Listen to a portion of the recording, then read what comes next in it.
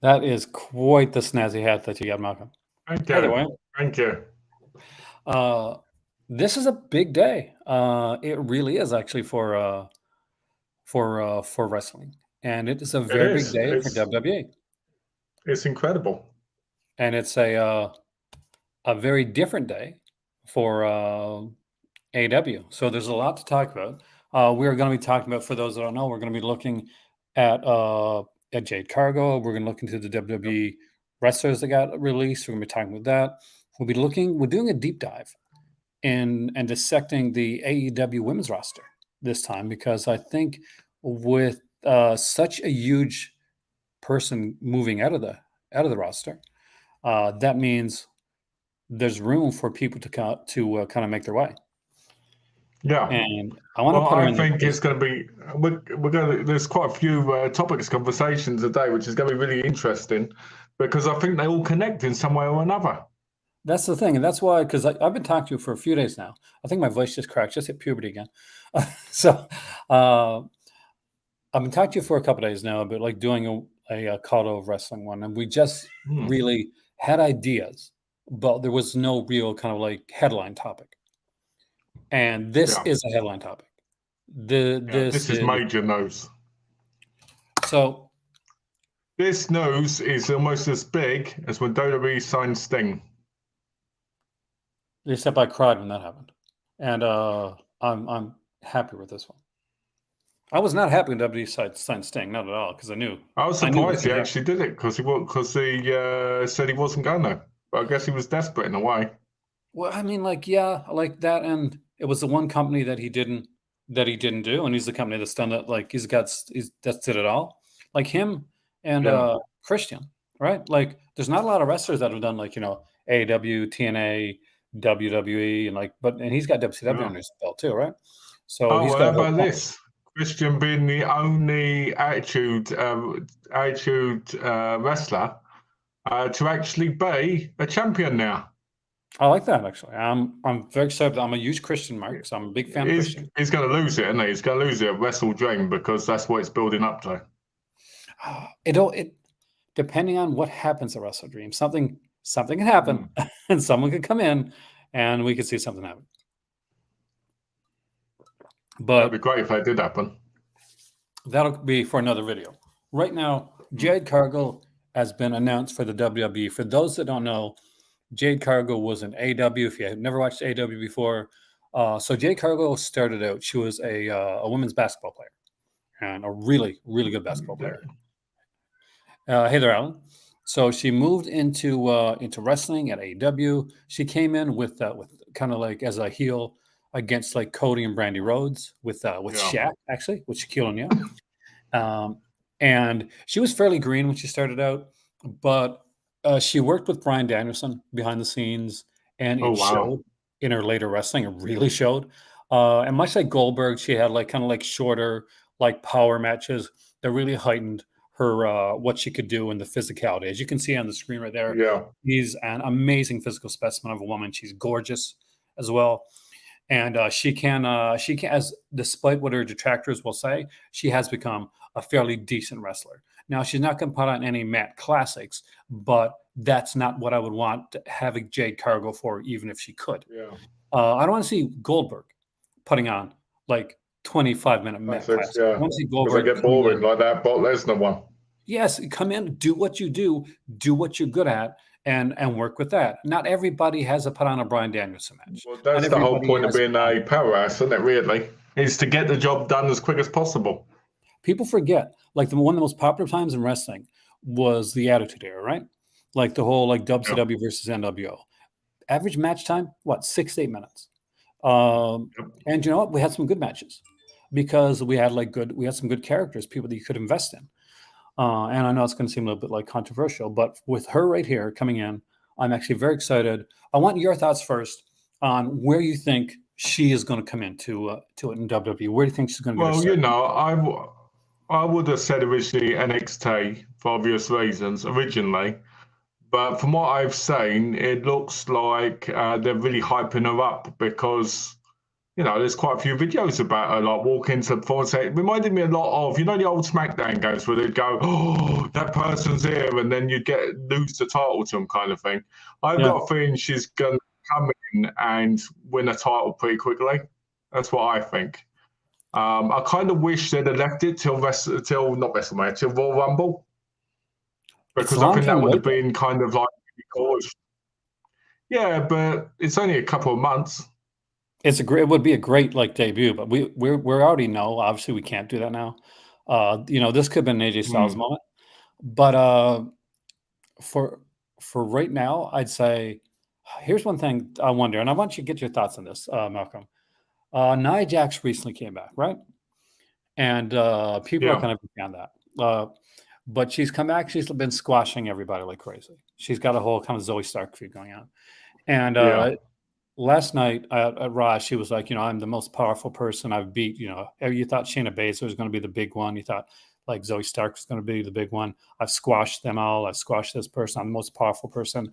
That screams, hey, you're about to get like squashed.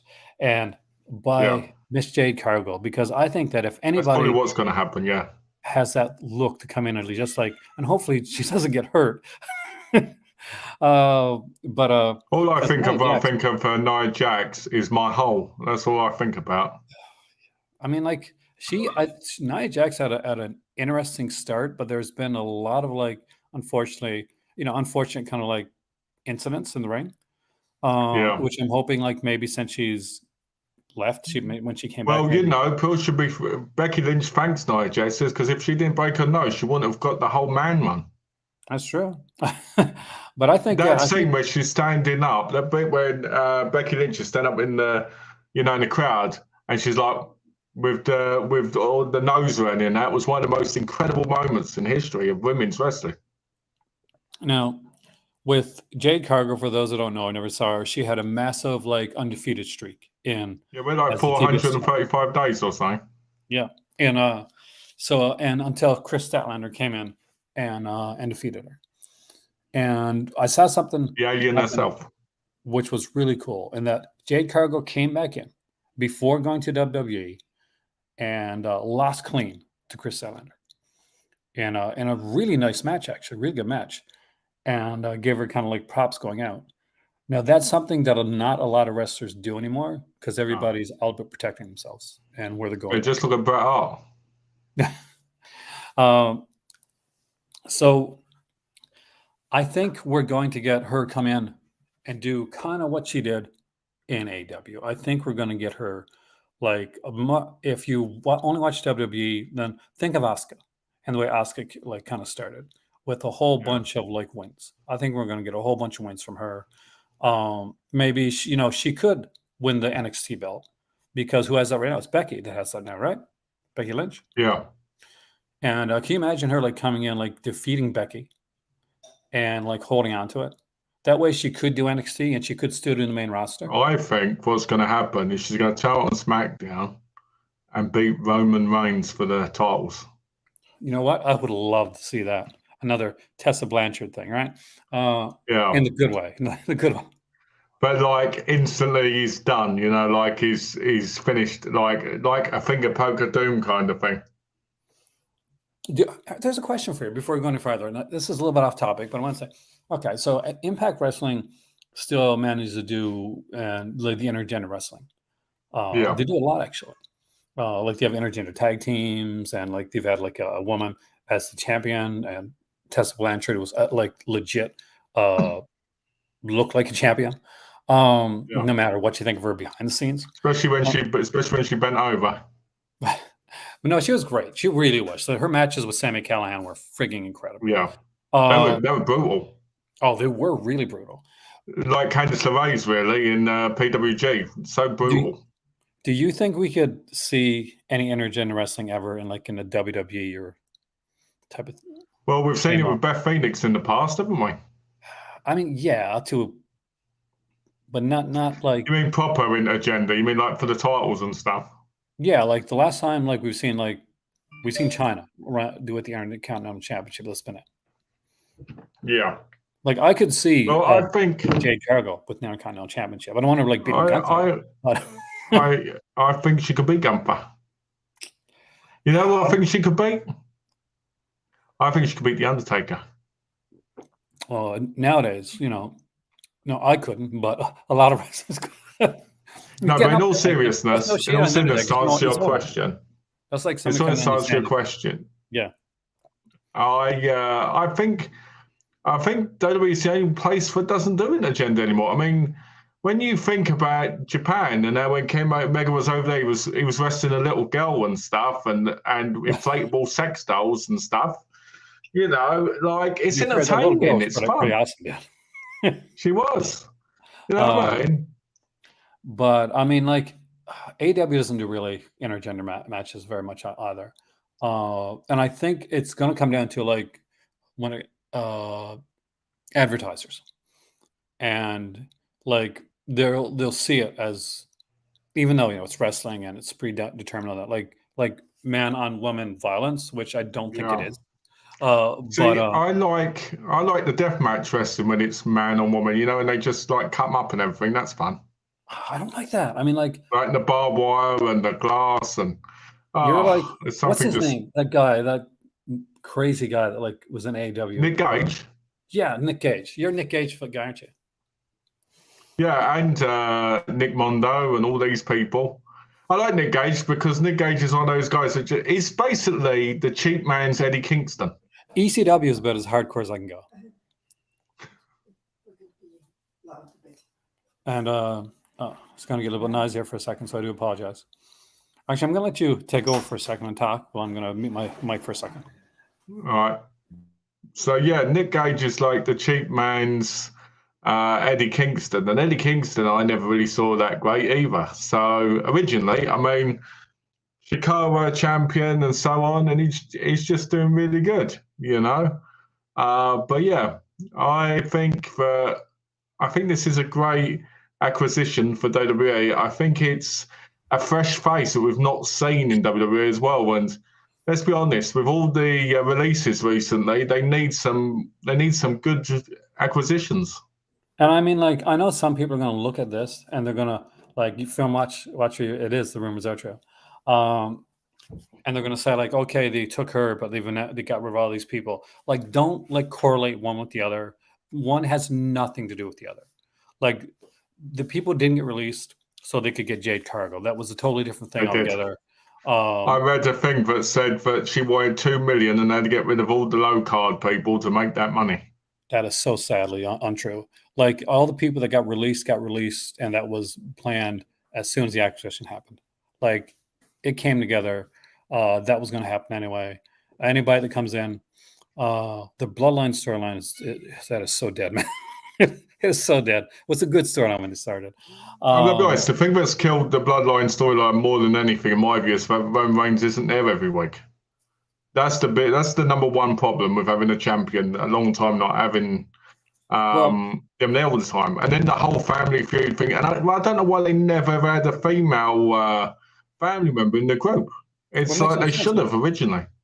Like, here's the thing too. Like, did you see like the thing where he's one of the top 6, in the over 1,000 club, and everybody's got their amount of like defenses, and it's like 800 defenses, 600, 400, 51 defenses. 51. Oh, well, that's not bad actually. No, it's horrible. It's not. No, I mean it's not bad for today's thing when you think about how most of the time. I mean, if he's been champion for what, 3 years? Over 1,000 days, yeah. Right, and he's defended it at pay-per-views. That's actually a decent amount.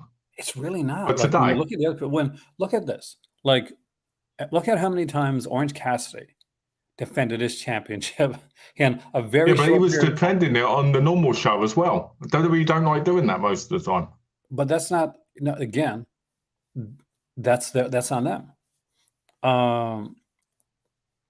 Like, it's they think like, okay, it's not gonna be special if it's only special if it's on like a pay-per-view. It's only special on so many pay-per-views. Yeah. But you run the risk of the Brock Lesnar thing of it just not being special at all, because you just get tired, and you get tired of the same person. It happened during the Hulk Hogan days as well. this storyline, like this BS, like, you know, we've got a whole storyline set up with the bloodline. No, you don't. You did it first, but now you're NWOing it and you're just keeping it going because you got to try and keep up as long as possible. But you know, I digress. I think that we've got something good here. Jade Cargill is a massive. Can you imagine, like, they do this and then they bring, like, you know, you're not your guy, but they bring in Punk, and Punk brings in Lee. So but she looks phenomenal. Yeah, I think WWE needs to bring back the bar and panties match. To be honest, I got a comment here. Actually, said that they would. The one that, like, the one that said, like, would like to have less women's wrestling. Would like to have them more, just doing the, you know, kind of the sexier diva stuff. And I totally disagree with that. I mean, that's a Jim Cornette, like, old archaic thought that no longer should exist. And that's the truth of the matter.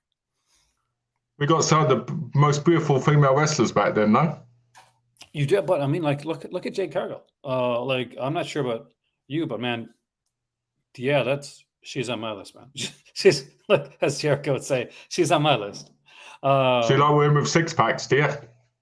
I do like looks. Not just that. I mean, I just like. There's something about her.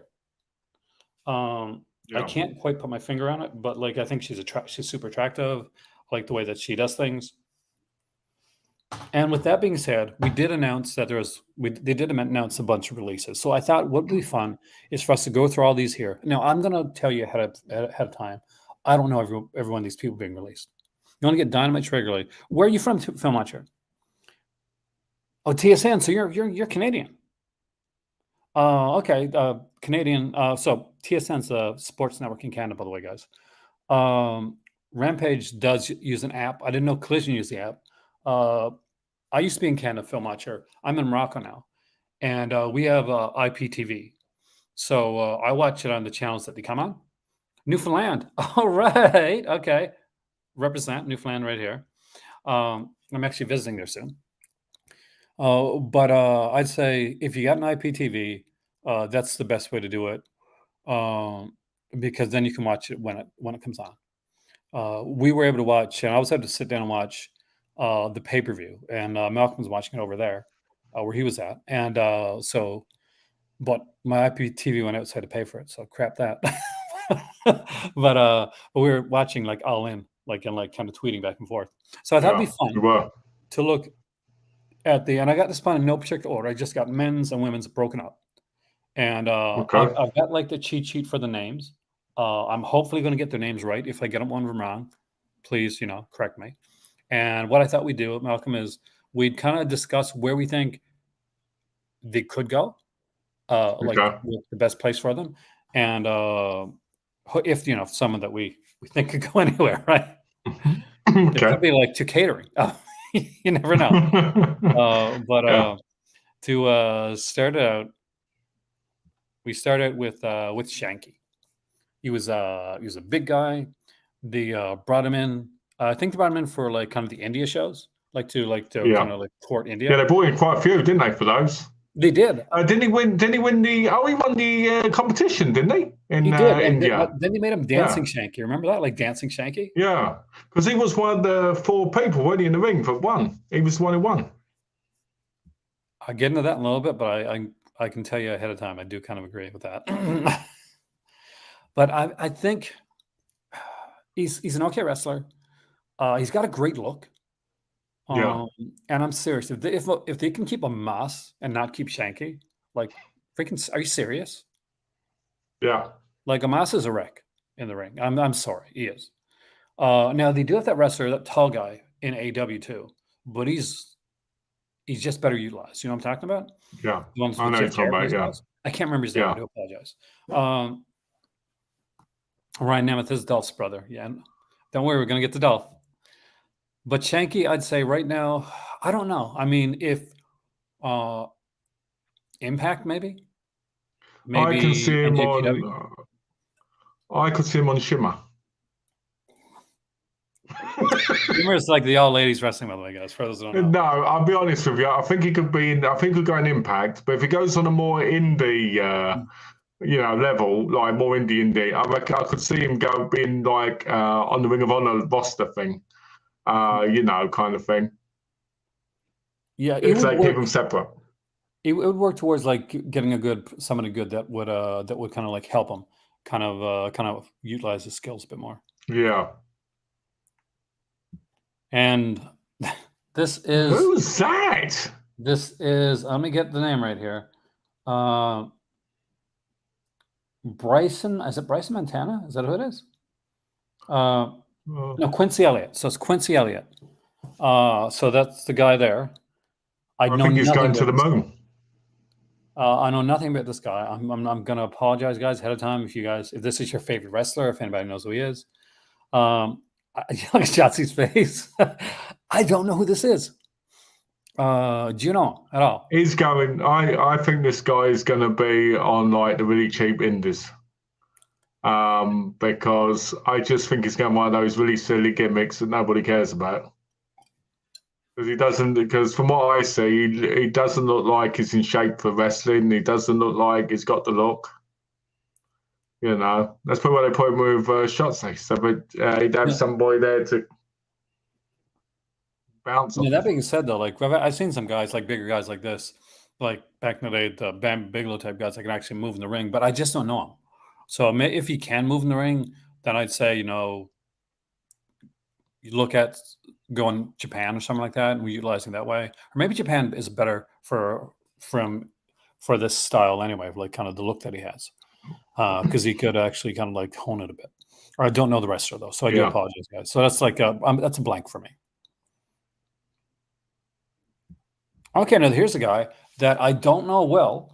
His name though is, and I like this name, Kevin Ventura Cortez. So he's got the look. He's got a look to him, right? Like this is, ladies gonna like this guy. Like, let's not. He looks like he could be like a better version of Fandango. No, I like Fandango though. I really do. I just think they wasted Fandango, man. They wasted Fandango. He was a good wrestler. Well, who he could be then, just because we don't want him to do Fandango. It could be Disco Inferno. I'd rather see him do Fandango. I think he could do like a Lothario. You'd rather see him do Fandango, I beg your pardon? I think like kind of maybe Latin lover, Lothario type of thing, or just kind of like he looks like he could be badass too. Because this looks like a guy's probably pretty ripped, right? He was with Maxine. Oh, are you sure? Are you sure you're not thinking of Mansour? Because we're going to get the Mansour film on you. Because there's other ones. Like he does have the Maximum Male Model. Was he in the Maximum Male Models? Because I think. Okay, so this here, Debicato, but most people are going to know him as Commander Aziz. That was kind of his biggest gimmick in WWE. So Aziz was like, he's a big guy. Yeah, definitely a decent wrestler. He got, wasn't he one of the ones that got stuck with that stupid gimmick that they did for, with Mace and those guys and Mia Yim? I think, I think he was, yeah. Oh, it was a Retribution, weren't they? Yes, it killed them all. And I think most of Retribution's gone now because we're going to see more members of Retribution, by the way, on this list, just so you know. But I could see him in AEW. As they say, in the meat division, right? Up against like the Brian Cages and the I can see him doing that, even if it's just a squash match. Yeah, start him out that way anyway. He's definitely got the look to be a henchman character. He does, and there's definitely bringing if MJF turns bad again, or Adam Cole gets better and he turns on MJF, bam, you got the big guy like this here, big old henchman, Kevin Nash style, right? Yeah, I think AEW would hire him in that kind of role. Speaking of Retribution, it's Velvet Dreams. It's actually, is it? That's Mace. It's just not a good picture of him. Or Mace, right? As he called, So keep Velvet Dreams away from everything. Show. I couldn't find a better picture. I'm sorry. But Mace is one of those wrestlers I think could go anywhere because I think he's extremely talented. I think TNA, to be honest, Impact. Impact would be a great start for him. It really, really would be. Put him up against guys like Eddie Edwards and guys like that.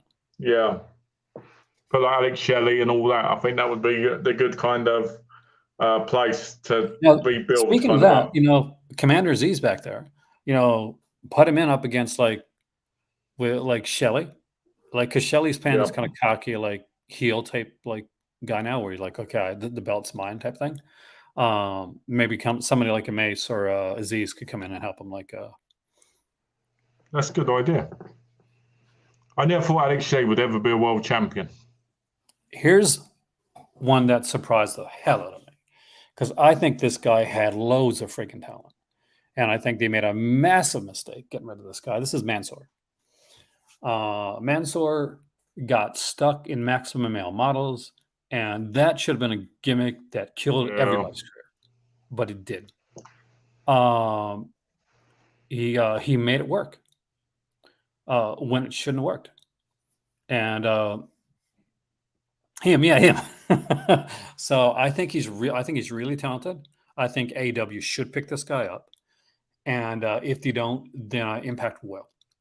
But I think that he should be in AEW because he deserves to make. Yeah, I think so. I think he's got world champion, long run champion ability. To be honest, I think he's got the charisma. He's perfect for international events. You know what I mean? And it would be a great pathway for them to do other countries, and because I think every wrestling company really. But international at least should have different people that could be world champions and stuff from around the world to make it more interesting. Kind of like when they did the cruiserweight tournament, you had people from Mexico, you had people from America, you had Puerto 100%. Rico. I think that's how it should be. And I'll tell you one thing right now. I'm going to put this out there, and we just saw Jade Cargill go over to WWE, right? Yeah. Jade Cargill was big with Cody Rhodes. I don't expect this to be the last person that's friends with Cody Rhodes that's going to suddenly end up in WWE once their contract is up. So AEW should be looking ahead. You know what I think is going to be next to go to WWE from AEW? Who's big as Cody Rhodes? Tony Khan. Yeah, that's it, Tony Khan. Could you imagine that? Can you imagine that? Tony Khan, can you imagine that? There he goes over there, and then they do that whole draft thing again, like they did with Ric Flair, and I think, in all seriousness, I mean, like, it would be a big the Young Bucks are going to go over, don't they? It would be a big blow, but I'm not sure what Sammy Guevara's contract's like, and I know they would like him. And he was he literally, when you want to talk about like someone that was with Cody Rhodes, first match of AEW, Cody Rhodes versus Sammy Guevara. That was the first match. I'm actually surprised Wardlow won't be hired by him, because they were interested in him at one point. Oh, they were, and I think they still would be, but it's all going to depend right now. Because here's the thing. The people that might have been interested in Wardlow before are not the same people that are making those same decisions right now. Oh, yeah, because the whole merger. Yep. So I'm wondering how that's going to affect things. Well, I think they're going to look for stars. They're going to look for people that have crossover appeal. Jade Cargill isn't just a wrestler. She had appeal already because one, she was known as through women's basketball. She was known as an athlete. She was known before AEW. AEW made her known as a wrestler, but Jade Cargill had a fan base like built in already. So when Jade Cargill says, AEW, I did wrestling, but I had fans already. She's not lying. She's not that's not just a gimmick thing or a character thing. That's the truth. So she did bring fans with her to AEW, and she will bring fans with her to WWE, and she will gain more fans in WWE than she would in AEW at this point. Because there'll be more of a spotlight. Yeah, and because here's the thing. I like AEW better than WWE. I will be honest. I'll be blunt. I'll be truthful about that. But WWE has a bigger stage, and even if they're more global with multiple channels and everything. Well, that's the thing. Like when you say wrestling, if you don't know what wrestling is, if you're a dude on the street, you think Hulk Hogan, you think like John Cena, you think The Rock, you think WWE. It's not at the point yet where You think Mansour? Like good wrestler. Like this is a person that wrestling fans will know. And I think they will. I mean, this is a guy that I think has like huge potential. I reckon if I was a stranger in the street, name 3 good wrestlers, right? But let's say Natalia Hart. Oh yeah, they totally say the Great Khali, and they would say the Shockmaster. John Gonzalez, man. Yep. Like nothing says like fantastic wrestler like your muscles are drawn onto your shirt. This here, his name is Bryson Montana, and I will not lie to you, film watcher. I have no clue who he is. Got a good look though. Don't know what his wrestling's like. I'm like Malcolm watches some wrestling that I don't looks. Know. Yeah, he looks like he looks like he was trying to do the Shield, like Keepman right? Shield look. Don't know. I don't know. I mean, like Impact. I'll say Impact because I don't know because I have no idea. What do you think, man? I'll say GCW. GCW. There you go. That's at least something different, right? Yeah. Top Dollar. What are your thoughts on Top Dollar? Nothing really. I mean, I'm not going to lie.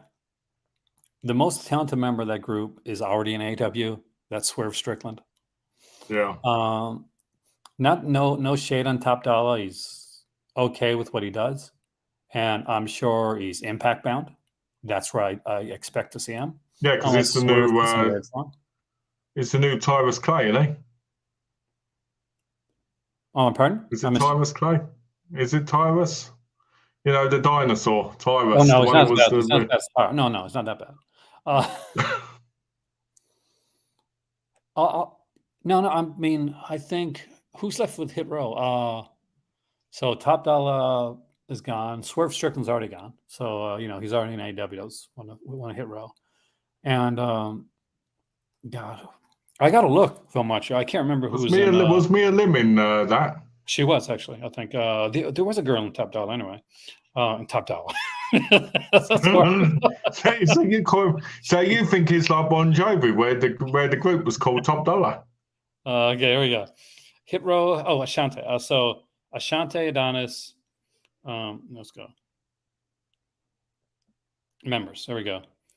Ashante, the Adonis. So Isaiah, Swerve, and Top Dollar were the big ones.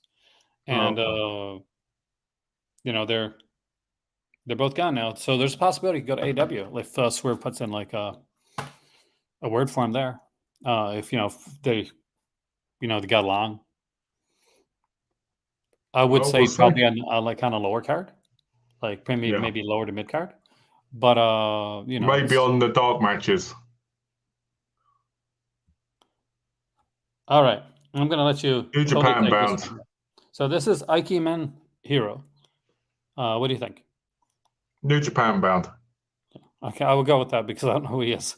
That's true. That's the truth. I'm not going to lie. When I don't know something. What I like is you can tell this guy not only has the talent, he's also a massive supporter of LGBT by his trunks, and I think New Japan need that because I think they need more physically open wrestlers on their card because if they just started having female wrestling on their cards. Really? Yeah. They created a female championship like a year ago. Before that, it doesn't exist. This is, in my opinion, the biggest star they let go. Hot take. Hot take. I used to watch him on Dreamwave when he used to get his magic carpet out. Right? This isn't a lie. Dreamwave Wrestling. Right? And when he switched the match, he used to get a magic carpet from under the ring, climb up on the top rope and jump on it onto the wrestler, right? And pin him. This is a true story. I'm not joking. Yeah, it's completely true. I'm not joking. He is hey there, Matty. Welcome, man. He's a massive talent. He can talk. He can wrestle. He can wrestle multiple styles. He's an amazing talker, and he's been given crap gimmicks the entire time he's in WWE, Yeah, and he could have been a fantastic leader of a group. Retribution, and still, he asked for his release. Like this is if AEW does not pick up Mustafa Ali, it will be one of the most massive. Well, that's true. It's true what Phil Watcher says. He was supposed to have a match against Dirty Dom. Exactly. And then the next day, and then they just dropped him, which is insane. Like he had a match at the next pay-per-view. But yeah, so I would love to see him. Can you put the match there? Mustafa Ali, Kenny Omega. Mustafa Ali, Strickland. Mustafa Ali, Bryan Danielson. Mustafa Ali, MGF. Mustafa Ali. There's just so many, so many people that he can go against. And again, this is a guy that I would say, you put him in your company, give him the mid-card title, and eventually put the title on him. He's young. He's got the look. He's got the talent. He's got the ability. These are the type of people that you want to be building your company around. Yeah. Hey there, Justin. Welcome, man. Hey, Justin. I think, to be honest with you, I think it'd be, unlike the great Carly, I think someone like Mustafa Ali would be a great ambassador if they were a champion, a top tier. Exactly. I mean, here's a guy that, as people are moving into different regions, different countries and stuff. And AEW are big on doing that. They went to the UK, where you're at. They're going to Australia. They're working their way around. They've done Canada. They need to have more people, kind of more international, a bit of more international flavor. Because that's what brings in the international crowd when you go places. I mean, look at something saying when they go to Canada. And they can do this so that not every time. Remember in WWE when it'd be they'd have a wrestler but he'd actually be Canadian, but they'd pretend that he was from another country. I remember that. Happened all the time, by the way. For those that don't know, Roddy Piper, he's Canadian. He was Canadian. He wasn't Scottish? Oh. Yeah. A lot of people you would not believe the amount of people didn't know that. But yeah, like him, he's got to be AEW bound. Here we go. Riddick Moss. Nothing to say. No, I've got nothing to say about him because he looks goofy. He also should be in the Victorian age, and he doesn't look. He hasn't got the skill. I think he's Impact bound. He's Impact bound for sure. Because he can work it up. I mean, he is,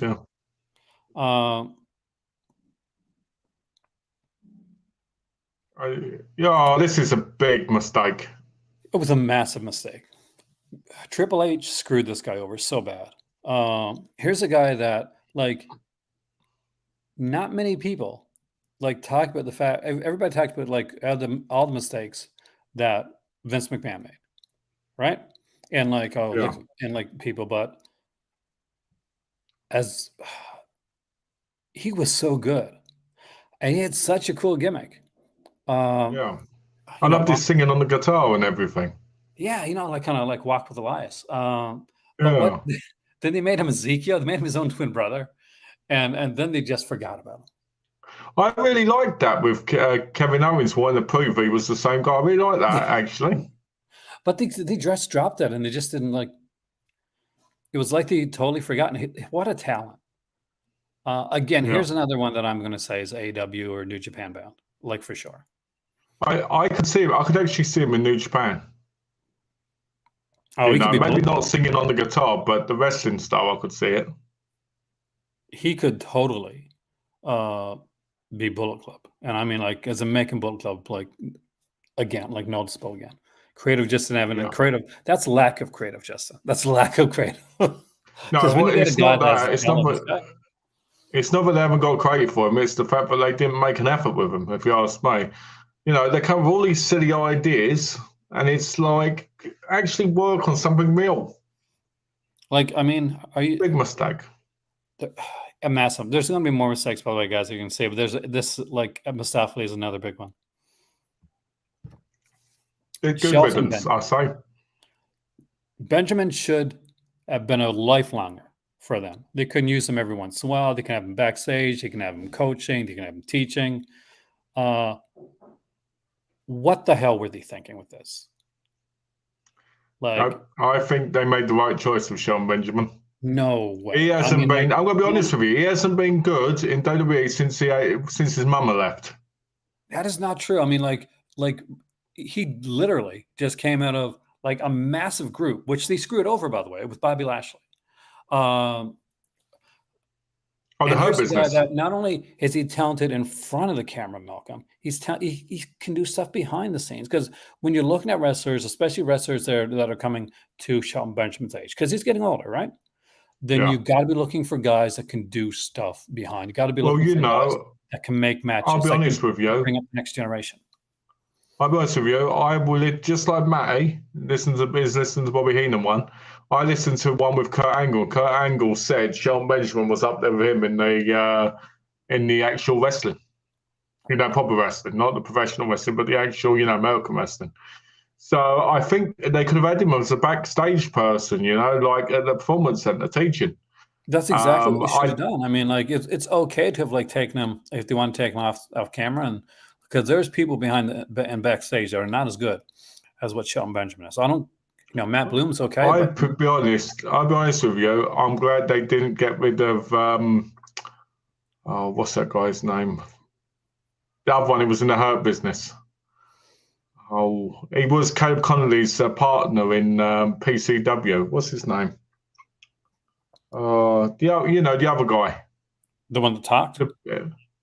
Yeah, not Bobby Lashley, not MVP, the other one. Oh, jeez. Yeah, I know you're talking about. Cedric Alexander. Alexander. I wouldn't be surprised because he's phenomenal. He is, but I wouldn't be surprised. I would not be surprised if in the next ones he's gone. Was Alexander, yeah. But that's not all. Like, you think that's all? It's not, because biggest shocker for a lot of people. You talked about this one before a little bit. Dolph Ziggler. I don't think anybody's going to be surprised. AEW, his brother's there already. Yeah. Ryan Nemeth, and now that I'd like him in Japan. I mean, you can do, like, here's the thing. If he works with AEW, though, they have Forbidden Door. They have, like, a working relationship with New Japan Pro Wrestling. That's the one company you can go with and actually do stuff like that. Here's the thing. Like, Dolph Ziggler, he can wrestle. He can talk. He had the best, and I'm a massive Edge fan. I'm going to put that out there. But he still had the best cash-in. Money in the Bank cash-in. My favorite. He put on, like, he had a great feud with The Miz. Like, a massive feud with the Miz, and like really brought him to the next level at that point. And here's he acts too. He's a stand-up comic too. A lot of people don't know that, but he does stand-up comedy. And I think he dated Nikki Bella. Yeah, so AEW became gave her the dirty poke too. The what? the dirty poke. Oh, he dated her? Yeah, he dated her and gave her the dirty poke. I mean, like, he just did like everything, and he's got the look. He's still young enough. He's had the championship. I can see him making him a champion again. His but he can do one of the most important things. One of the most important things that you need to invest in. He can do really well, and that's sell. Yeah, but you got to not sell so good that you're getting other people over, but not you. For many years, Phil said he was the next Shawn Michaels. Because of how great he was. And he had the talent. They just, like, every time they gave him something, he did it. Oh yeah, that I remember that. Some things just don't love you back. That's exactly what happened there. Oh, that was such a good. That was during the Miz feud when he's out in the ring, and the Miz is there, and he's talking about why he still does it, and it's one of the best promos. It's right up there with like CM Punk's like shoot, like promo type, the pipe bomb. It's just one of the great promos. And the fact that they didn't like just follow up on that. Because you His got this best guy, he's massive storyline talented, he's was ripped as his anything, right? his best storyline was with Lana Rusev. Oh, well, Lana's in. Lana could bring him in. Yeah, see, she's gonna bring him in, and they're gonna feud again. So Lana's already said that she's gonna bringing somebody in to AEW because she's not working with Rusev, with Miro now. She's not working with Miro, so she basically said to Miro, like, don't get in the way of who I'm going to be managing. yeah. So there you go. She did thank him for everything on social media. And Ryan Nemeth already put out like of the picture of him and his brother, like in a tag team. I think that's like, I'm sure they'll do some tag teaming with his brother, but he's more of a solo star. I really think he is. Yeah. Hopefully they can have a feud. Oh, brother against brother feud. Yeah, nothing beats brother versus brother. Now we're on to the female wrestlers, by the way. Since AEW just lost one. I forgot Dana Brooke even existed. I didn't know that much. This is, let me guess. I'm sorry, guys. Which one is this? Dana Brooke. Is it Dana Brooke? Yeah. That's not my best picture of Dana Brooke then. Yeah, Dana Brooke is, yeah. AEW or Impact, probably Impact. Because one, she's really talented. Two, yeah. What the fuck were they doing? I can't believe I didn't recognize Dana Brooke. Here's the thing, guys. I'm a massive fan of Dana Brooke. So I picked out these pictures. Like, I'm a massive fan of Dana Brooke. I picked out these pictures. I put this slideshow together, and yet I messed it up. You know why? How could you not Because know? she was supposed to be one of the last that came out in this intro. So I wasn't expecting her yet. But yeah, any company she wants to go to. In all honesty, there's two. Yeah. Like she wasn't too good when she first came in, but she really improved. I think over the years.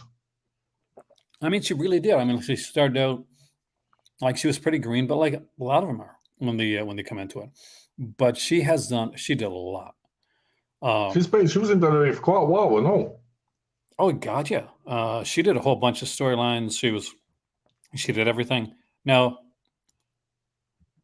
okay. This one, Salina, I think. Did I get it right, guys? Is this Salina? I think. I got a clue who this is. I like your smile. Yeah, lovely smile. That is the most like patronizing thing I could probably say. But I think she was enhancement talent. Like she's probably in the set, like in the performance center. So she may have not made it on the TV. Yeah. It looks like from the look of the crowd back there, it looks like she didn't make it on. So she could be a fantastic wrestler. We just don't know because we never got to see her. I like how most people in the crowd look bored. But it's enhancement because they're looking at their phones. Yeah, well, the match is over, so you can't be. You know? Well, like, how do you know the match is over? But she won't just. Well, here's the thing: if the match isn't over and she's standing like that, there's something wrong. Come on, man. It looks like she just got in the ring. Or she could, if she just got in the ring, like people are still waiting for the match to start. Either way, there's no match going on at this point. The problem is she hasn't done well. She hasn't done well because she hasn't got implants. That's what Vince used to always say: need implants to do good as a woman in WWE. That is so sadly true, unfortunately. This is, I'm going to guess, because I don't freaking know. That's the truth of the matter. Who is it? Because it's not. No, it's not her. Can't be her. Alexis Gray? Is this Alexis Gray, guys? I got a clue who it is. This is 2.0 stuff, like Justin said. I don't watch 2.0. It's the thing. I was like not big on 2.0. So I'm going to say, Shimmer. There we go. Okay. Okay.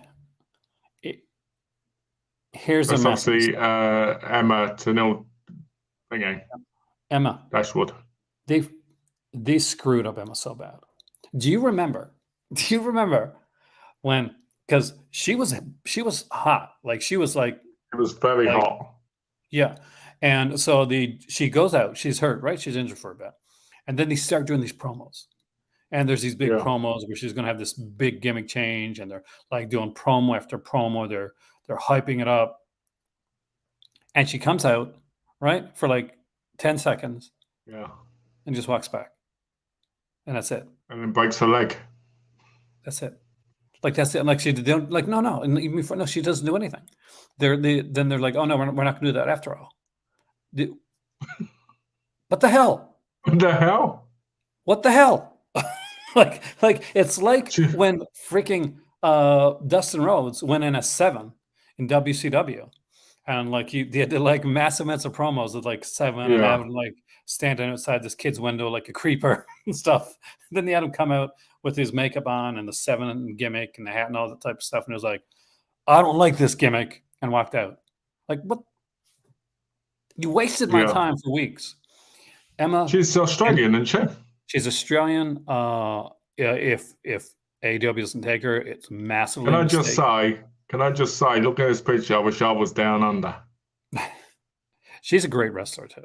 She is. She's one of the better wrestlers. I actually think she should have had a better career and been taken more seriously, because she had the look of being gorgeous.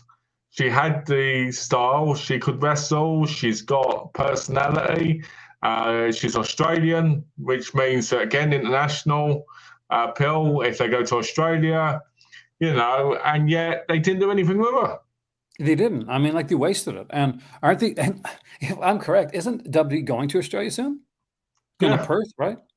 Like, didn't she literally like tweet out, like, WWE going to Perth? This is a dream. Then they let her go, and she's like, I guess. They messed her around, didn't they? They said, oh, can you do this for us? So she did it, and then they go, you're fired. Yeah. Mustafa Ali got a match with Dom. Like, Emma, they're going to Perth. Now, here's the thing. Here's the thing, guys. At the end of the day, some of these people could eventually come back. Drew McIntyre was fired from WWE, let go. He did really well. Came back, became a massive star. I never get involved, right? In Evolve, he used to his post match going, when you're with me, we're together and we're a family. And Donna used to laugh at that, going, what the hell is he talking about? But no, it is such a sad thing. From Santino Morales. Santino Morales is actually in Impact now. He's the director of Authority.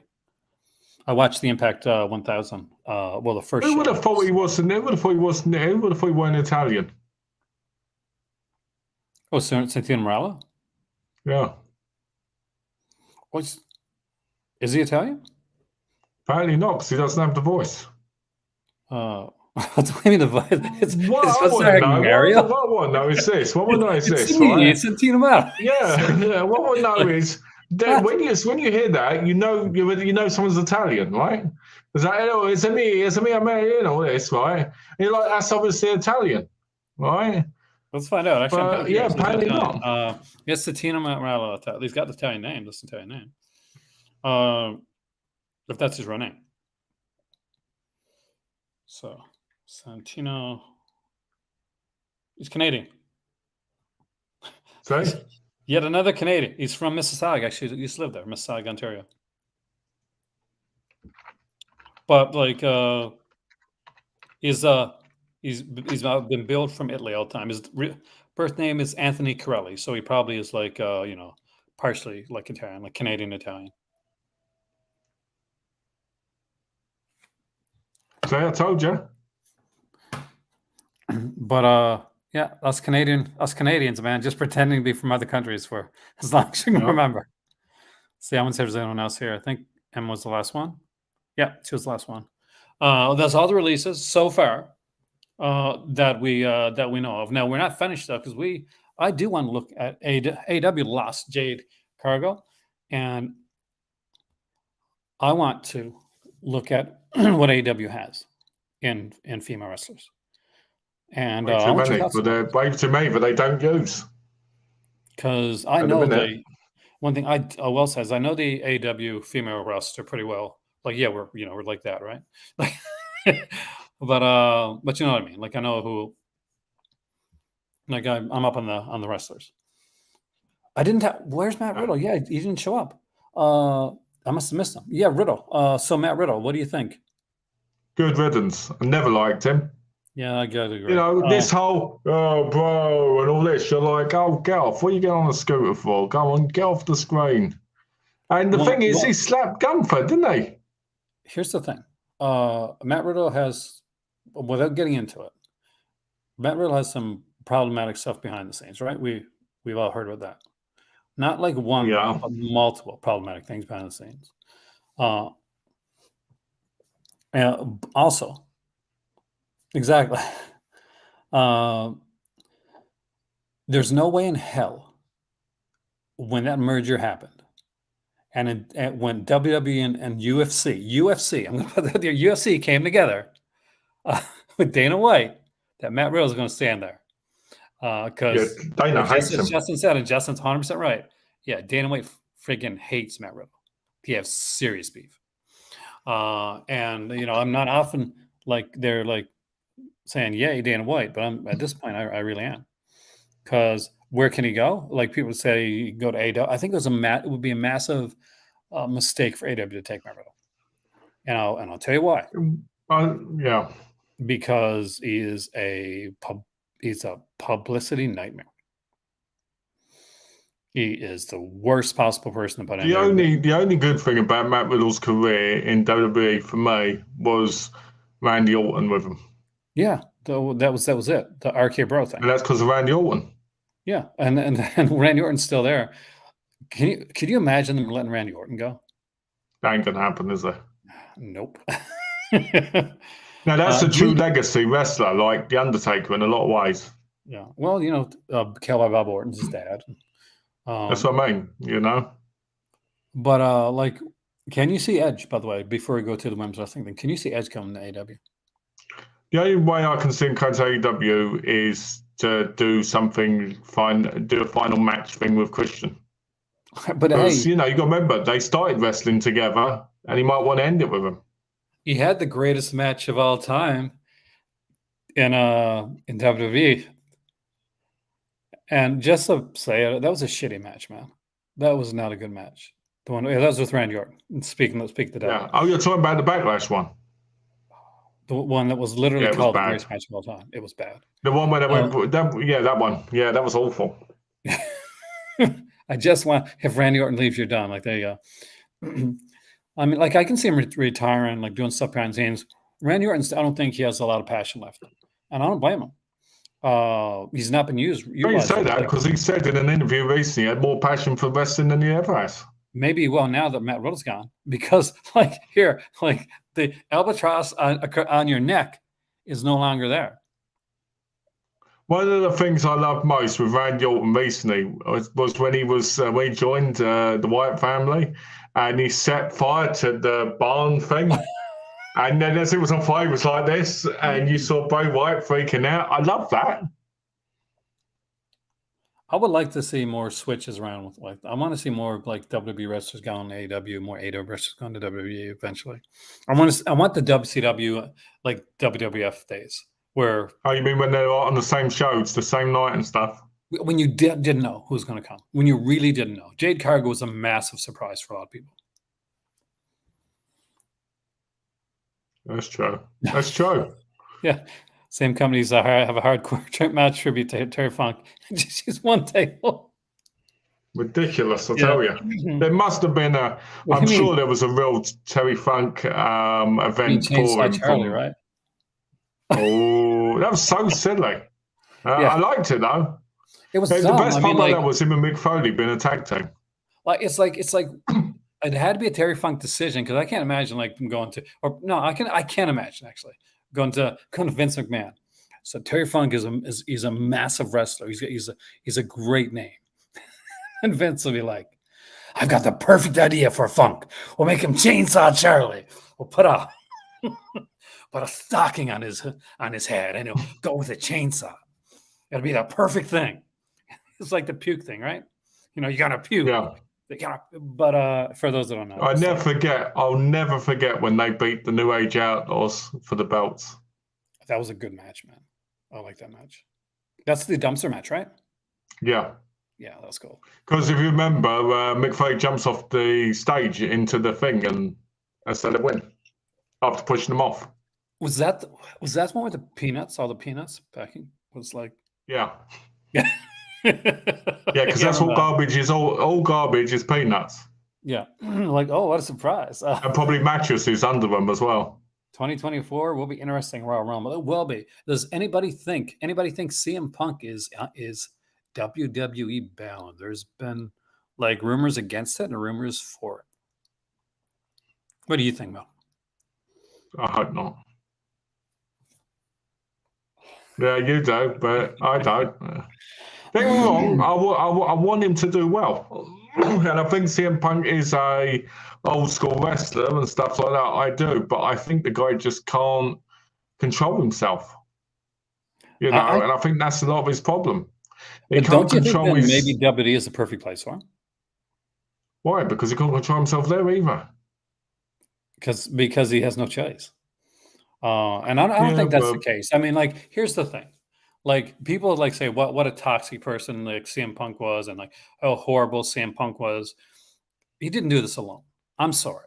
It wasn't just CM Punk. There were other factors in AEW. There's people that are Cody's not there anymore. Jade Cargill's gone. Not everybody's had a great experience. AEW is not the wonderful experience for everybody. Well, And here's the thing: when he left, his idea, like, it was no suing or anything. It was basically like, yeah, I'm kind of glad this is over. I'm glad this is over. And I don't see CM Punk as being the type of guy with the ego that he has, because he does have a massive friggin' ego. That's like, would be the guy that would just be like, no, it's okay now.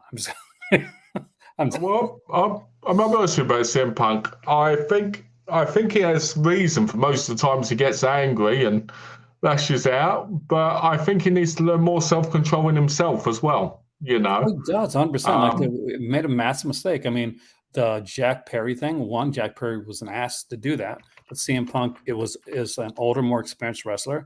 He shouldn't have took the bait. And yes, Jade is WWE right now. She's actually signed a multi-year contract with her.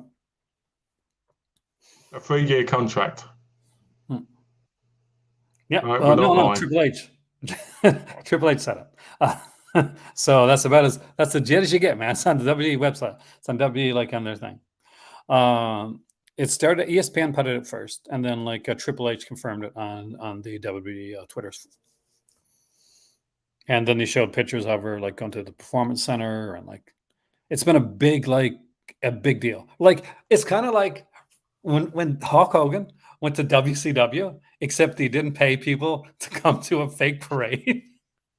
Because that happened when I remember Hulk Hogan went to WCW. They like paid people. They had people go to like this parade where Hulk Hogan kind of went down the street, like, in the car.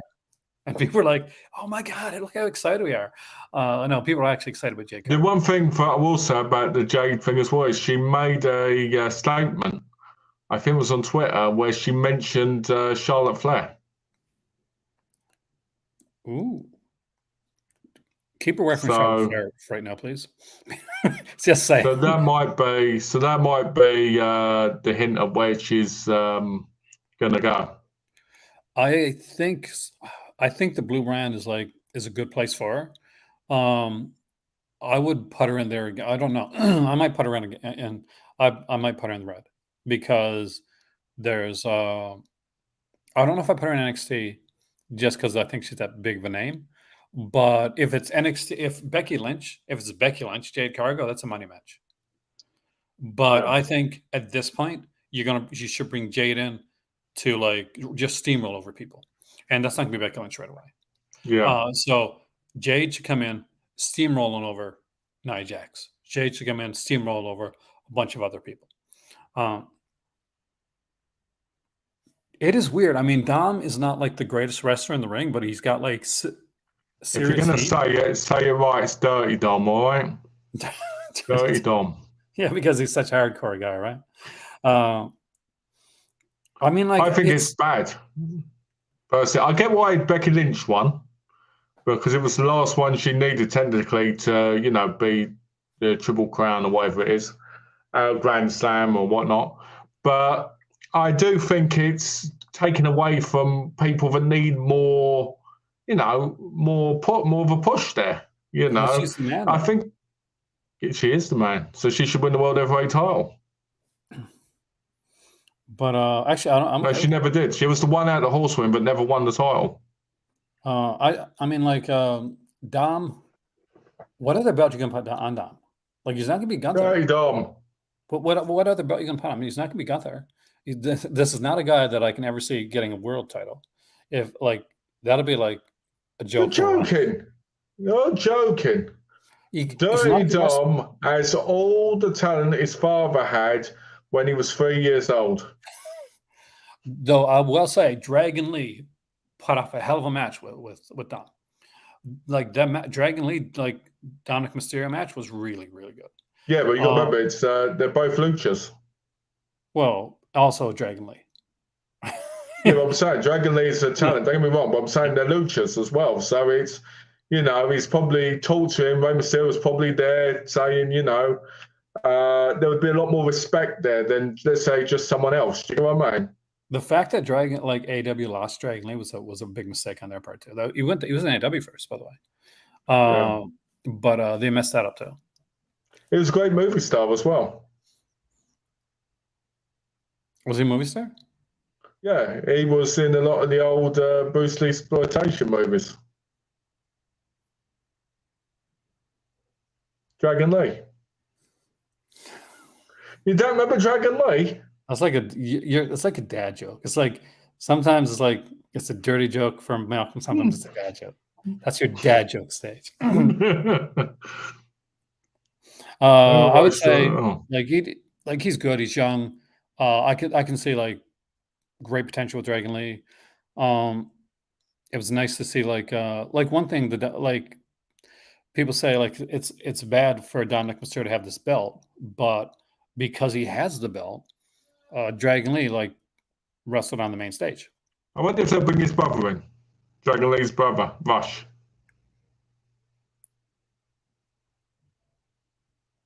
No, true person. Oh, Rush. Rush. He was the Ring of Honor World Champion at one point. You mean Rush? Rush, whatever you want to call it. Yeah, Rush. No, Rush is AEW. I think he's on contract. He's in AEW. I didn't know that. Yeah, he's really good. Really, really good. He's put on some great matches there. But I don't see them letting Rush go. Not if they got anything to do with it.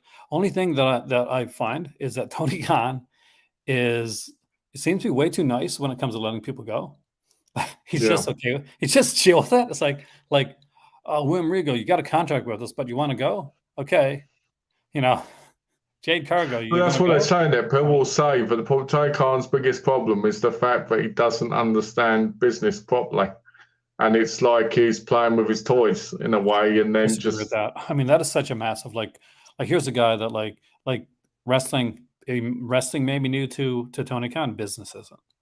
Like under the tutelage of his father and like working with with football, like he's business is what he's done. Yeah, sure, but it doesn't mean you've got the personality for big egos. I mean, I think he's good, but I think he's better than we. I think Tony Khan gets a short shift of it. And he always looks like he's high on crack. He's always like this. Dude, that guy is. If that guy is like that guy's probably down on so much energy drinks because he's working all the time. Like AEW, ROH, that's just a part of his job. He does stuff with football. He does stuff with a whole bunch of other things. Like this guy is consistent. He's a workaholic, and he's always on the go. He never stops. So it's like the young version of Vince McMahon. Yeah, pretty much. Wow. But and Vince wasn't always there. Like people, I'm sure when Vince came in, like, oh, he's outside the wrestling business. His dad's the wrestling, dad's the wrestling guy. Vince is not a wrestling guy. Vince, his dad kind of just sold him, hand him the company. What does this guy know? And Vince has helped create, made wrestling What I what it think's is. interesting. What I think's interesting about Tony Khan is the best moments from Tony Khan I've seen is at the media scrums when he's just sitting there. He's like this. I mean, he's so awkward. Like he's not like he's got a long way to go before he'd ever be like an on-screen character, and I think he's good with that because, like, in all seriousness, the dude, one, he's not good for on-screen stuff, and two, dude does too much now. Like, what he needs to learn to do, he needs to learn how to delegate. He's got to stop doing it. You can't, Khan. You got to stop booking every fucking show. you can't keep this up. Especially with how many of us now. Yeah, and and you're adding more pay-per-views and all this type of stuff. Delegate, get other people in there. You're not good with doing women's wrestling? Okay, get somebody else to do that. I say you hire Kevin Sullivan and Bruce Pritchard. Oh, Vince McMahon's yes man, right? Oh, yeah. Bruce Pritchard. Bruce Pritchard has a good podcast to listen to. It's all BS, like, most of the time. But great like impressions and stuff like that from Bruce Pritchard. You know who you should call in? Hulk Hogan and Eric Bischoff. Oh yeah, those guys, man, because they did wonders with TNA. Just wonders. Yeah, they did. They made it good. I know. Like, after they came in, TNA became the biggest company of all time. They beat the only WWE. good thing about that period was Aces and Eights. I'll give you that, man. It's a good storyline. It's a really good storyline.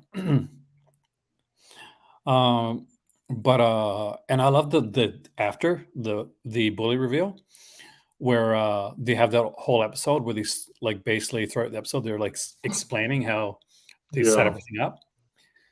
Ace and Ace could have been better though. It could have been more better reveals because there wasn't a lot of massive Bully's reveal was great, but Taz's reveal was great too. Like when Taz, because they were doing the wedding thing between Brooke and Bully, and that was believable. And so Taz is got the tux thing on, and he rips it off, and he's and the attack Bully Ray. That was so good. Good man. Remember the big guy who was with Apollo Crews? I don't remember actually. But does anyone remember Apollo Crews as Uhaa Nation? Because he was Uhaa Nation on the Indies. I was never a massive Apollo Crews fan. I honestly I just didn't. I don't know if I just didn't get into him or I just got him at the wrong time. But the guy looked like he could wrestle. His character didn't come across with me. It's like, who was that guy that he was hyped all the time? And I thought it was the dumbest freaking gimmick in the world. He's like, I don't get hyped. I am always hyped. And I'm like, good for you, man. What about that guy who used to come dance into the ring with all the bunnies and everything? What about that guy? Adam Rose. Adam Rose, apparently he's a massive douche, according to some other wrestlers. That don't surprise me. But was a great gimmick. Could have been a fantastic gimmick with the right person. He had the rosebuds. They're called rosebuds that came with them. And the bunny was kind of a whole thing, like who was beneath the bunny thing. And I'm not quite sure if they ever showed. Did they ever say who was beneath that bunny thing? Yeah, you were under it. Oh, yeah, that's right. Though I'm the bunny. That was speaking of bunny. And then after the bunny, they were going to put you as one of the Wyatt family members. I would have been perfect for a Wyatt family. Look at the hat, man. Perfect. Yep. I tell you. You put it off.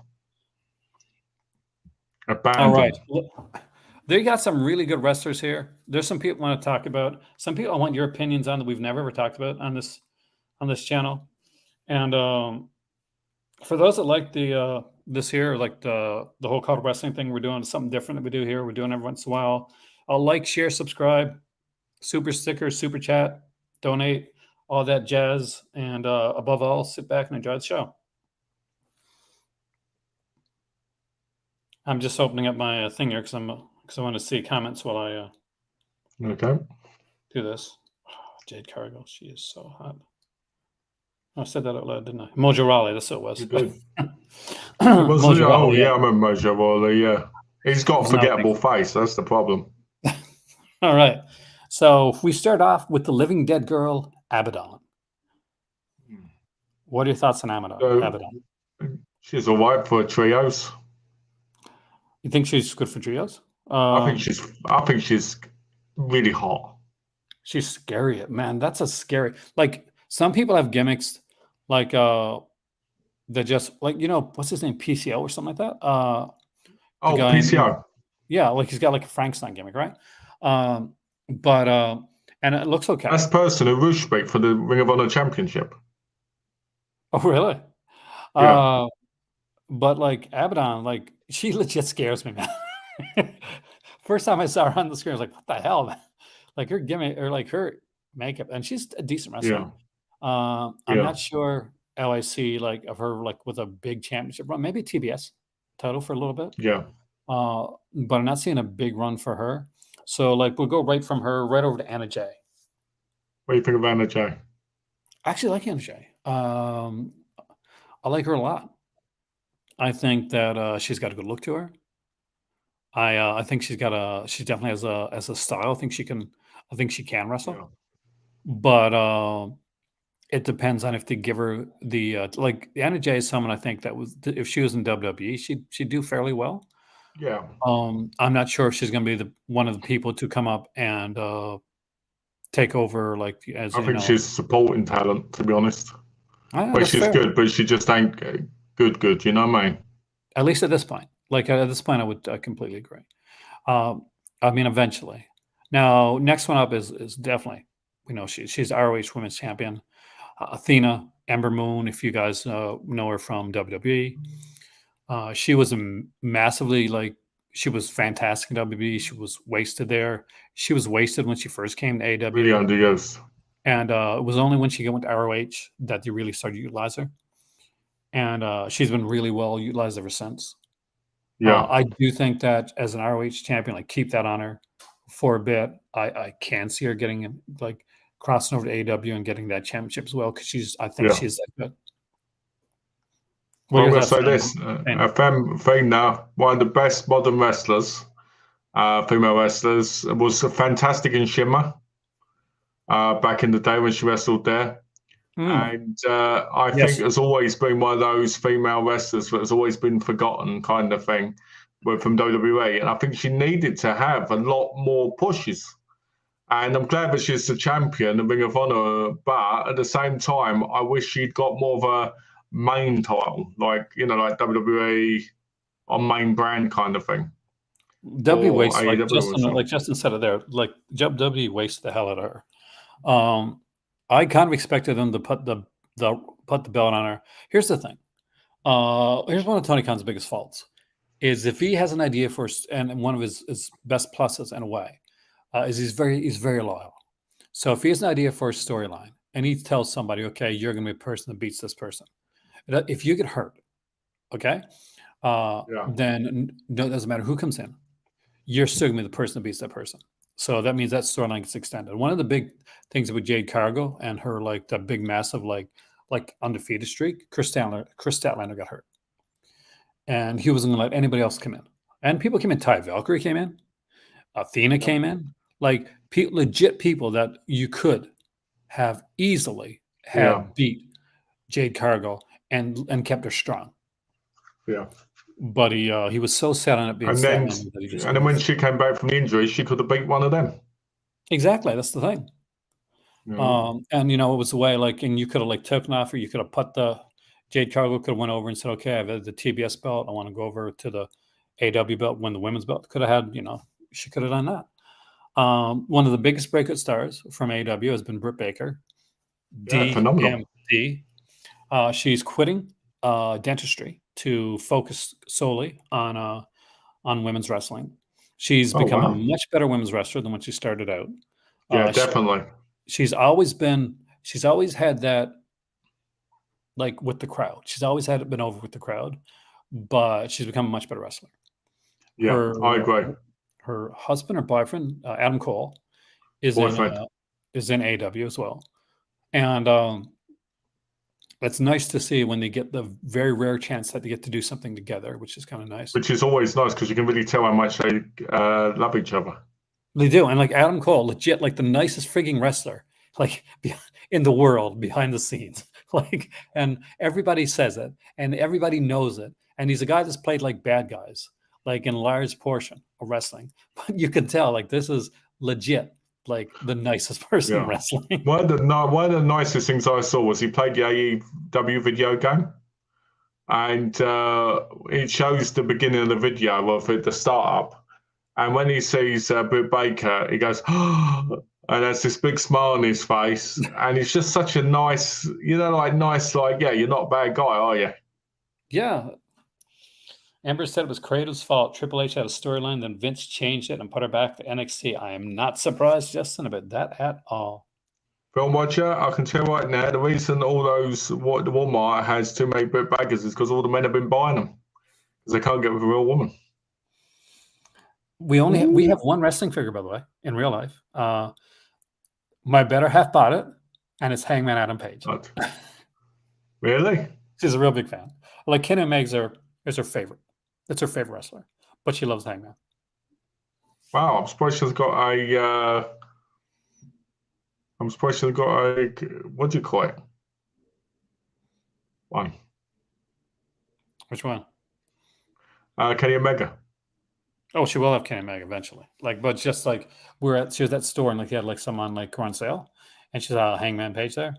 There's Hangman Adam Page and Rio, and she picked up Hangman Adam Page. She didn't pick up Rio for me. I'm a massive Rio fan.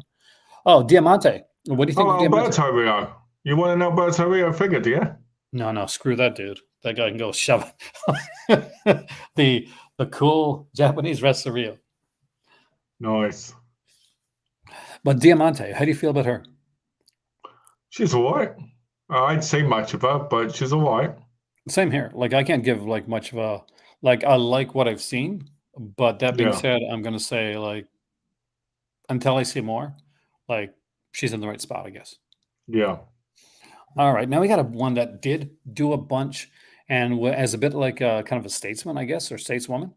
So it's Emi Sakura.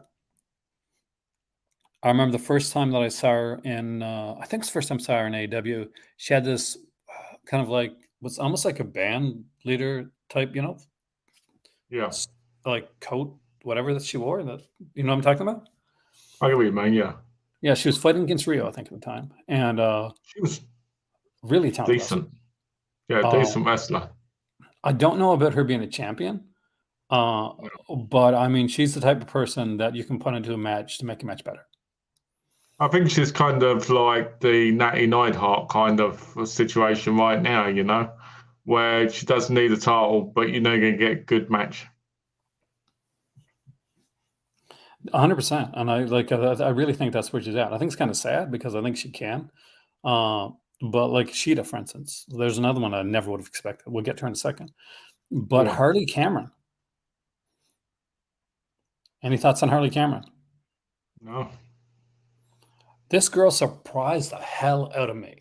She came in, I expected her to be just the typical airheaded, she's the attractive blonde wrestler girl, but she's good. She's really freaking good. She has a great character. She did that like rap thing. She tried to seduce the guy from the Acclaimed. And he's like, you're not my type. I expect big things from Harley in the future. I think that you did what I said about then. Yeah, I expect really big things for her. She's really good. I'm guessing you haven't watched a lot of her. No, she's stuck with the QTV gimmick right now, which isn't doing a lot. The whole it's the whole kind of TMZ takeoff. But when she's in the ring, she's just really good. Which brings us to Akira Shida. Oh, brilliant. Really, really good wrestler. She's a star. She's been a champion twice. She should be again. Her last championship reign was too short. And she carried the women's division on her back throughout the pandemic. She really like Drew McIntyre did in WWE. 100%. She was that guy. She was the Drew McIntyre of AEW because her reign was impressive. The matches were great. She's got a great look to her. She does have a great look. She's got great style to her. Like we're gonna go over some really big wrestlers over next one. She could be one of those, like really kind of does that. Not that she has to step up because she's there, but you know what I mean. Like she can do that step up. Well, she can rise higher in the talent. Yeah. Speaking of those people, Jamie freaking Hayter. I hate her. What an incredible talent. Definitely. One of the best hires that they did. And man, did she ever just kind of blow me away when it came to when she came into it. When she came into it, actually, she had red hair, and me and him were watching, and she comes in with red hair and stuff. And did they get Becky Lynch? Is Becky Lynch in AEW? What a massive get that is. We thought it was Becky Lynch. I'm not even joking. We had to look. We had to look twice. We looked at each other. We said, that can't be right. She's with Seth Rollins. That'd be amazing. But yeah, just go back to her first. She does have that look to her. Definitely good, though. Definitely one of the best acquisitions. Truly, this is a star. We know, she unfortunately, she got hurt. If it wasn't for that, she would be a champion right now. Saraya would not be champion. Hayter would be. And I think that Saraya is. I think that eventually it's Hayter, and then it's going to be Hayter against probably Mercedes Moné if she comes in as well. But Jamie Hayter, future champion, with I predict a really good run. Yep. I'm going to let you speak first on the next one, and that is Julia Hart. Okay. Well, I think very talented, comes from a great family. And I think has a lot of potential. I think House of Black is kind of like the stepping stone. Yeah. And I think that over the next couple of years, she's going to have a bigger career. I reckon she'll also be in WWE at some point. Because all the Hearts are over there, aren't they? I don't know, man. If she looks at Natalia's career, she might not want to go there. But I would say, she came in first with the Varsity Club, which luckily, and then House of Black corrupted her, right? Yes, thank God. Yeah, because the Varsity Club, they took WWE. One of the first people that got taken from AEW, by the way, guys, to WWE, and this kills me, is Brian Pillman Jr. It's the most boring wrestler. That's who you take. No, yes, shade. Some shade. It's very sad, really, because he's not as charismatic as his father. Did you ever see the documentary on Brian Pillman, where Brian Pillman Jr. said, I was just sitting at home and I was playing video games and stuff, and then I decided, no, I have to honor my dad and become a wrestler. Yeah, I saw that. I'm like, wait a minute. So you had there's no backgrounds? No, just decided one day. Oh man, and I was like, no, but it's Brian Pillman's son. That's a big thing, right? And then he came in. I was excited. I was very excited. I mean, the Varsity Club, the Varsity, that Varsity name, that holds some weight. And the original Varsity Club, right? And Brian Pillman, one of my favorite of the old school of that era wrestler. And then Brian Pillman comes in, and I'm like, well, the look's not it's older school, an 80s type of look, early 80s look. But maybe, once he gets in there, we do some old school kind of catch can style wrestling, right? And I'm like, oh God, just get out of the ring. Just get out of the ring. Yeah. Just get out of the ring. Stop boring us. Stop boring us. Leave. And they had Julia Hart come out did you do a cheerleader type thing with that? Yeah. Oh, God, a bit like the Deuce and Domino. Without the talent. Deuce and Domino had talent, man. Exactly. Who knows? Maybe he'll come to WWE and they'll get I somebody. personally think that Brian Pillman Jr. shouldn't have left AEW and he should join the Acclaim, and they should have all done scissoring. That would the Acclaim are so good, man. Don't like wish out the Acclaim. She's Oh, Kira Hogan. She's good, actually. I like Kira Hogan. Watched a lot of her in Shine. Do you think and women in wrestling? Where do you see her at? Like she was in Shine. Shine was another female wrestling promotion. Oh no, but where do you see her like going with this? Oh, you mean AEW? I see her possibly getting a title run. It depends on the tolerance, because Torrent's been sometimes quite long, so she might leave, but I think she should get a title shot at least, because she's a decent wrestler, really good wrestler actually. But what people forget is sometimes when you're not in the indies, the wrestling is actually cut down, so it's a little bit more mechanical. Do you get what I mean? Maybe an ROH run. Maybe. I could see that. Chris Statelander, obviously, she's already a star. Chris Statelander surprised me. Like, she really turned into like a really. Did you not see her in AEW? I didn't see as much of that. Like, I saw some, but not a lot. I'm not gonna lie to you. But her gimmick when she came in, I hated it. The alien one, right? Yes, that did nothing for me, man. That's been her gimmick for years. It didn't work for me. I'm gonna she came and it's Chris Statlander. I'm like it brought me back to the Duke to Jumpster Josie days, Yeah. Where it was a gimmick type thing. But she really won me over. She won me over big time. It's a shame Jessica Havoc isn't, as far as I know, wrestling anymore, because she was phenomenal. She's retired, right? Yeah, I think so. She was phenomenal. I liked her.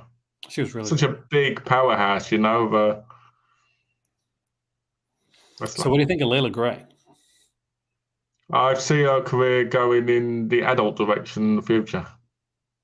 Oh, you're thinking an OnlyFans thing? Yeah. Did you hear that? Speaking of OnlyFans, that Miss Mandy Rose wants to come back to wrestling, and I think that the AEW should throw her some money. Oh, that'd be good. I'd like that. I'd really like that. So doing Death Dolls and Impact. Is she really? Actually, she wasn't on the Impact show that I watched, but I don't get to watch a lot of Impact film watcher. I really should, because I enjoy it a lot. And speaking of the wrestler over there, that's awesome. Some kind of the more badass known characters, Layla Hirsch. What do you think of Layla Hirsch? That's Shayna Baszler, isn't it? It's the Shayna Baszler for AEW. The cheap man Shayna Baszler. She's good. Shayna Baszler, she's good. Cheap man Shayna Baszler. Yeah, true. She's good. She's good. I think Layla's going to be good. I mean, Bryan Danielson sees stuff in her. Punk saw stuff in her. I mean, a lot of the big guys actual guys, Danielsons and guys like that, looked at her and said, she's got can be a future star. So their thoughts definitely give a lot of weight for me. Yeah. So I think that if they push her right, and if she continues to go where she's at, go the way she's going, that she can definitely be a big star. I think William Regal was a massive fan of her as well. Yeah. And speaking of Impact, Madison Rayne. Now, I'm just going to say this. I can't believe how long she's been wrestling now. I know. She was one of the, she came in with the Beautiful People. Remember that? Yeah. I mean, she was I think she was a later part of the Beautiful People. She was, yeah. Because I think it was Angela Love and Velvet Sky, and then she came in a little bit later. But yeah, she's been wrestling for so long now. It's mental. And she's only got more beautiful with age. It is insane how fantastic she looks. She's become a much better wrestler too. She reminds me of Alexis Fox. I can see that. I mean, I think for her, what we're going to see is her working more behind the scenes. We'll see eventual, we'll see matches here every once in a while, but I think we're going to see her mentoring. I think the one female wrestler I wish had gone big time, and I think they're still teaching the performance there, Sarah Del Rey. I think that, unfortunately, I think that the day has passed, but I 100% agree. Obviously, yeah, because it's been many years. But I'm saying, in her prime, it was like, oh, come on, In her prime, there's no one better. Like, she should have been tops. She should have been top. Yeah. That's like, there's a wrestler down here that I think she's down here, that she should get at least one championship. Rena Schaefer, there's another one that's gotten a lot of talk. Nice. I like that name, Schaefer. Are you big on her? Have you seen much of her? I wasn't, but I'm big on her now. She's not bad, actually. I like her. Now, Mercedes Martinez, I see, again, much like Madison Range, she'll be one that's going to be a mentor, and she'll eventually, I think, transition to backstage. Well, what's amazing about Mercedes Martinez is this. She has had a long, long career. Shimmer, Shine, you name it. She was all over the place, right? Combat Women's Wrestling, Queen's Wrestling, all this. And she's always been a very strong voice of the LBGT community as well, which has always been very important, I think, for female wrestling.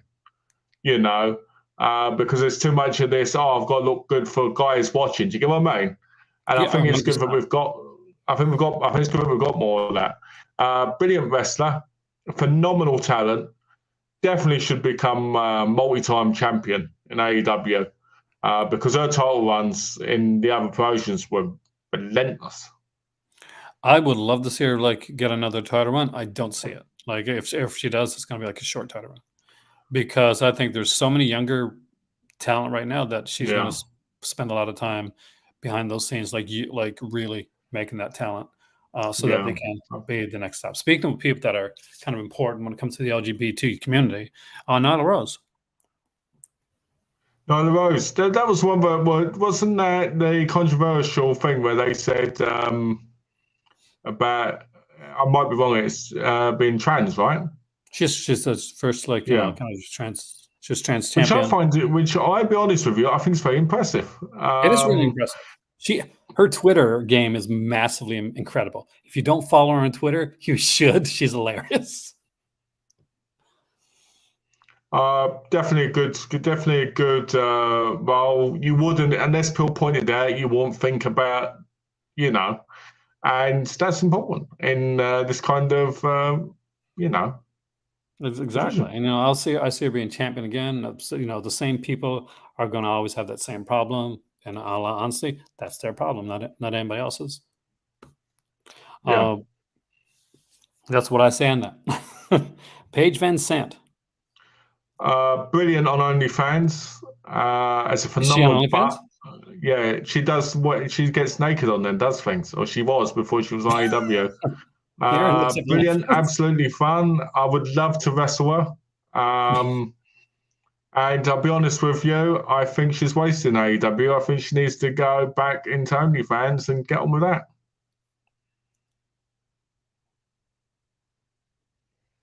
I mean, I like Paige Van Sant. I mean, again, I don't see her like champion. Nobody says her as a champion in UFC either, but she's a champion on OnlyFans. But Penelope Ford, I actually like her a lot. Yeah, she's good. Though I really think she's been underutilized too. I think that she's a much better wrestler than gets credit. She reminds me of my female cousin, so I'll get a bit put off a bit because my female cousin's a bit moody. What do you think of Rebel? Who's Rebel? Rebel, right there. Does she have a cause? Do you like Rebel? Yeah, she's all right. She's all right. She's for me, she's like mid-tier talent on the women's division. Yeah, she's fun. I mean, she's fun, but she's not like champion. Red Velvet, I like. I mean, a lot of people. I know she's, she made some mistakes in matches early on, which is fairly green and stuff, but no, a lot of people did. But I really like the look for Red Velvet. I think she's got a nice style to her wrestling. She's someone that I think if you gave her a chance, she could do a lot for the company. I could see a TBS title maybe on her at one point. I gave Red Velvet a chance when I was in America. I loved it. It was moist, tasted great, and I got to be honest, I'm sure she does too. So I'm going all the way here. She deserves a run. Riho, who already has a run. You see another run. Riho, I'd love to be in a Biho. You know what I mean? She's really beautiful and really talented. She's incredibly talented, and I would love to see her get another run. I mean, like I think her last run was good. She was at one of the early championships in AEW, champs in AEW. I'd like to see it again. I love Japanese female wrestlers. They've got so much talent and so much energy. When it comes to wrestling. And she's so tiny. It's hard to believe. Like there's so much freaking talent and so much like she's insanely good. Because she comes in dressed up sometimes in almost like a Sailor Moon type of gimmick, and then she's just doing things like you can't believe that somebody her size can do, but she just really does it well. Speaking of somebody that better have a freaking belt in the near future, Ruby Soho, man, why has she not? Why didn't he put a belt on her yet? There's no reason why. I've no idea why. She was fantastic in AEW before she left. I think there was Heidi Lovelace there. And that was before she had all the tattoos. Yeah. And then she went to WWE, became this tattoo fiend of just getting them all over her. And you just sit there going, why hasn't this woman got more popular? I've seen her backstage. She's a very kind, sweet woman on videos, not in person. Yeah. And, I've heard that. There's this scene where basically this guy went back. He's quite a famous YouTuber. And I think he's got Down syndrome, this guy. I think his name's, I can't remember what his name is, but a really nice guy, And he goes in the back and he meets all the wrestlers and he meets Ruby Soho and he calls her Ruby Riot, right? And CM Punk goes, it's Soho now. And she says, I don't care. You can call me whatever you like, and hugs him and all this. Actually. And I was like, what a sweet person to not care about that because you care more about the person who loves you, as a fan. I like that. It is. I mean, she's really, she is legit good. And she came in with this, almost remember when Edge came into WWE? And there was the subway, kind of the thing. Yeah. And, he was, I like that entrance. Yeah. So, when she came into AEW, she kind of did that. They had her kind of busting out and going on a subway and just ending up in AEW, basically, escape type thing. Which I thought, okay, she's gonna come in, she's gonna win the belt right away, she's gonna just dominate, and I haven't seen it yet. Until the Outcast. She's a wasted talent. She was completely wasted for the Outcast. The Outcast has been the best thing that she's had to do, but she should be out of the Outcast, out of the 3 Outcasts that there are, and we know that Soraya's had a belt. I'm pretty sure that the person we're going to talk about in a minute is going to get a run with the belt. No in hell does this girl not have a run with the belt. She deserves it. She definitely needs it. And Tony got to get off his butt because if he doesn't, somebody else will take her. Okay. Saraya, off your butt. Let's talk about Saraya. I like her. I mean, I think that I've noticed that she's when she started back in AEW, she had a bit of ring rust. That was obvious. Nobody could deny that. But more recently, we've seen her matches get increasingly better, and her performance always good. Anyway, she's always been good with the mic. She knows how to work the crowd. She's always been able to do that. She's never had a problem with that. But except early, she had 2 matches and she had 2 matches in Shimmer, which were really good. One was mum versus daughter. Yeah, which was fun to watch. Night, yeah. And I liked her in WWE when she first came. She was really great. And I got to say, I absolutely loved her leaked videos. But, I think she should have done OnlyFans. But, we have to have her being a wrestler again. So I think she's good, and I think she'll continue to get better. I don't think her championship run is going to be long. But I don't think it was nice to give it to her. To be honest with you, I don't think she needed the title at all. In my view, they did it for the crowd more than anything, and for her as a thing, especially that match. That match was terrible on her part. But then, when you're rusty and you haven't, read the game for a while and stuff, you're going to be, it's going to take you time to get used to it, especially when you've got issues like injuries in the past and I stuff. think the All In match was good decent for what it was. She was definitely nervous, but but I don't think that was a bad match. She did have some not so good matches before that though. But her most recent match, it would have been better. It would have been better if Ruby Soho and my neck guy. Her neck. Be careful of her neck. That would have been better. All right, we're going to talk about someone that I have strong opinions on. Actually, Serena Deeb. Serena Deeb. Yes. What have you got to say about her? Serena Deeb is the most talented frigging person on this roster. She is incredible. She can do anything. And is she Canadian?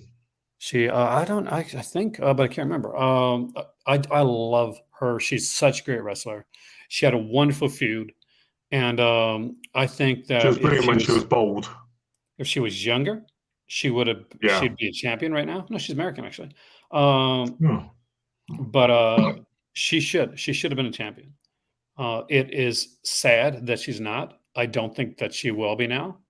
But this is a girl, was trained by like Al Snow, Greg Gagne, Wes Thatcher, Steve Williams. And she was in the straight edge society as well.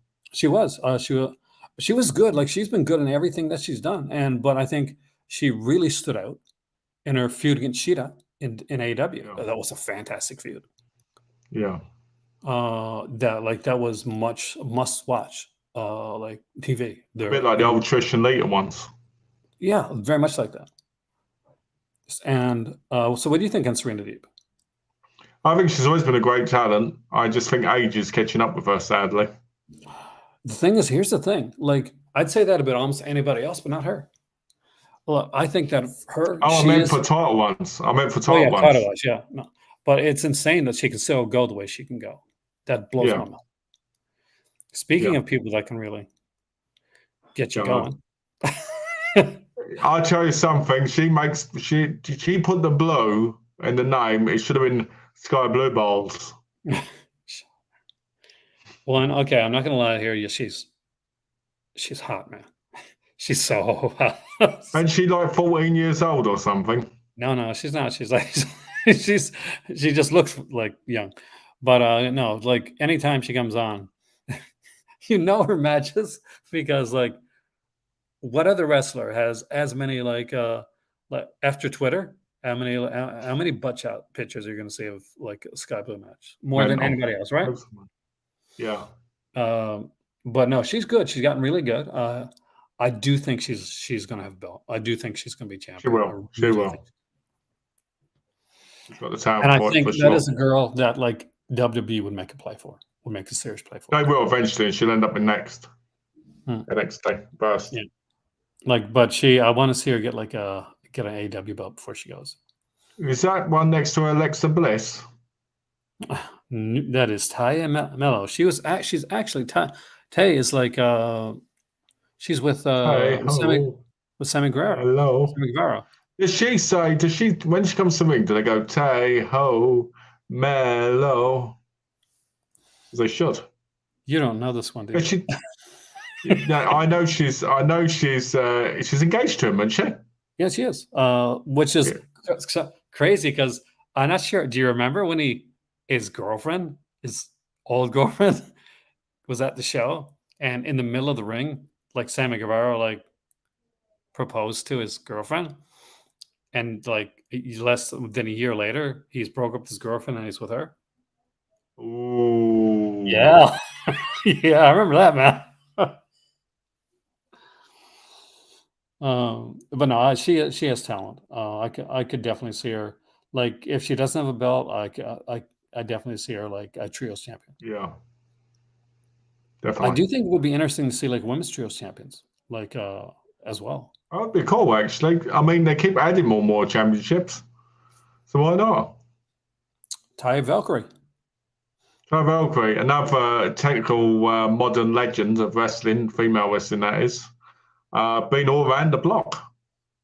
I Brilliant kind of talent. thought she was going to take the belt off of Jade Cargill for a while when they brought her in, especially since Jade Cargill stole her finishing move. Well, it did seem that way, but they didn't, did they? So it's kind of No, they had to wait. They had to wait for Statlander. But no, I think Ty is champion material. Yeah, she definitely is. She's been champion at loads of different places. As is the next girl that I think is severely underrated, and that is the Bunny. Who was the Bunny? What was her actual name? Oh, jeez, what is her name? Maybe like Penelope or something. Like it's like she's unfortunately stuck with the Butcher and the Blade, which I think is wasting her. Not gonna lie to you, I do. She was in because she was part of a. Oh, and I think her name was Cherry.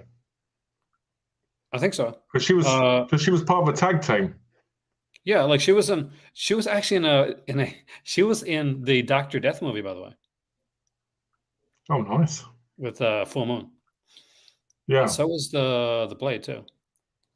Oh. Was the Butcher in it and all?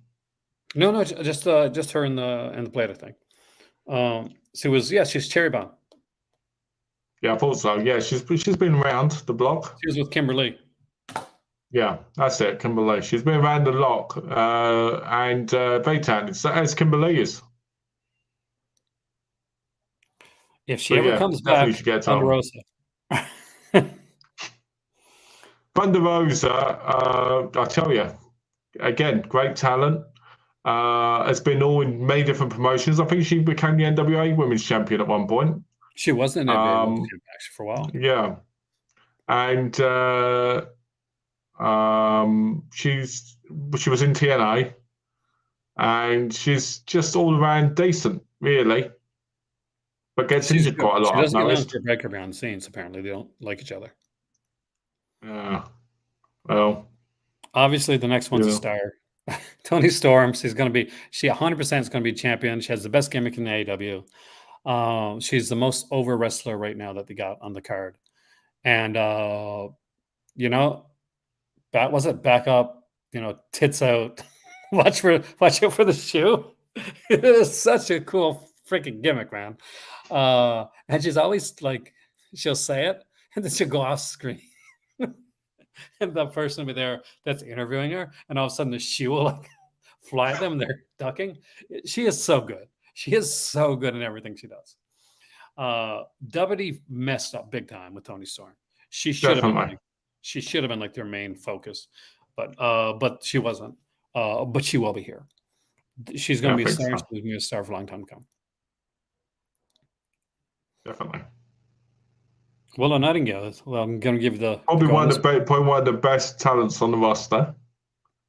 Definitely top tier. Definitely outshines everybody else. She's going to be fighting Julia Hart in the next match. And she'll beat her because she's going to be the #1 female wrestler in all the world. Well, didn't she win the belt against like Mercedes Moné? Because Mercedes got hurt, but Mercedes like called an audible to give her the belt, which is massive for Mercedes to do. So she saw it in her, and I like Willow Nightingale. I'll be honest. When I first saw her come out, I just wasn't sure. She had this very happy gimmick, right? Yeah. But I'm like, is she too happy? Is she going to get? Is she going to know? Is she going to be way too happy? But no, she's really good. She didn't have to look. Yeah, she didn't really have to look. She looked like that type that comes in the ring and just gets flattened. But she's good. She looked like she was enhancement talent, and she proved us all wrong. Yeah. All right, the magical girl, Yuka Sakazaki. Yuka Sakazaki. I haven't seen much for her. I'll be honest with you. Yuka Sakazaki. That's it, Sam, right? Yuka Sakazaki. I haven't seen much of her, but I'm sure from being Japanese, she's going to be an incredible talent because they normally all are really phenomenal in the ring. I watch a lot of Japanese talent, and I think they need to hire Yumi Asama, right, as well, because she's got some great talent, and I think that'd be awesome. So with this being said, we've looked at the like who's been released and stuff like that, and like who can come in. Is there anybody like I think like the big ones we saw were Emma for one and Dana Brooke. So if you brought in Emma and Dana Brooke, who'd you put them against? I think Like Emma definitely. Emma, I think I definitely want in AEW, and I think she'd be great against any of the real top stars. Like I say, a first field would be really good against somebody like, let's say, can you scroll up again for a minute? I can relook at, yeah, okay. I think she'd be great in a feud against Britt Baker, to be honest. actually, I could see that. I'd say, I think Emma Dana could work Brooke. against Hayter too. Like I'd say, I can see a Jamie Hayter Emma feud. Dana Brooke, I don't really see her as that great to be in AEW, but then that's just me because I never was a big fan of her. So.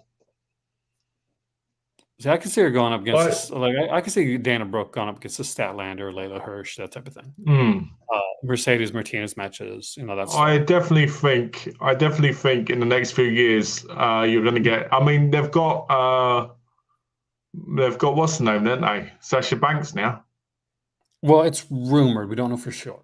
Yeah, well, she was sitting there, so wink, wink. It's kind of like Jade Cargill. We all kind of knew, but it wasn't announced. Yeah. So today we know for sure.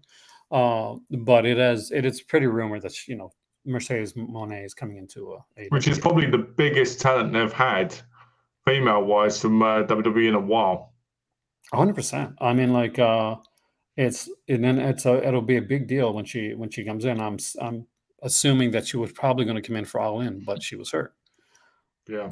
But I want to see her come in. I'm hoping that it's not kind of like an NJPW thing where they just kind of like have her for a little bit, like she's actually signed.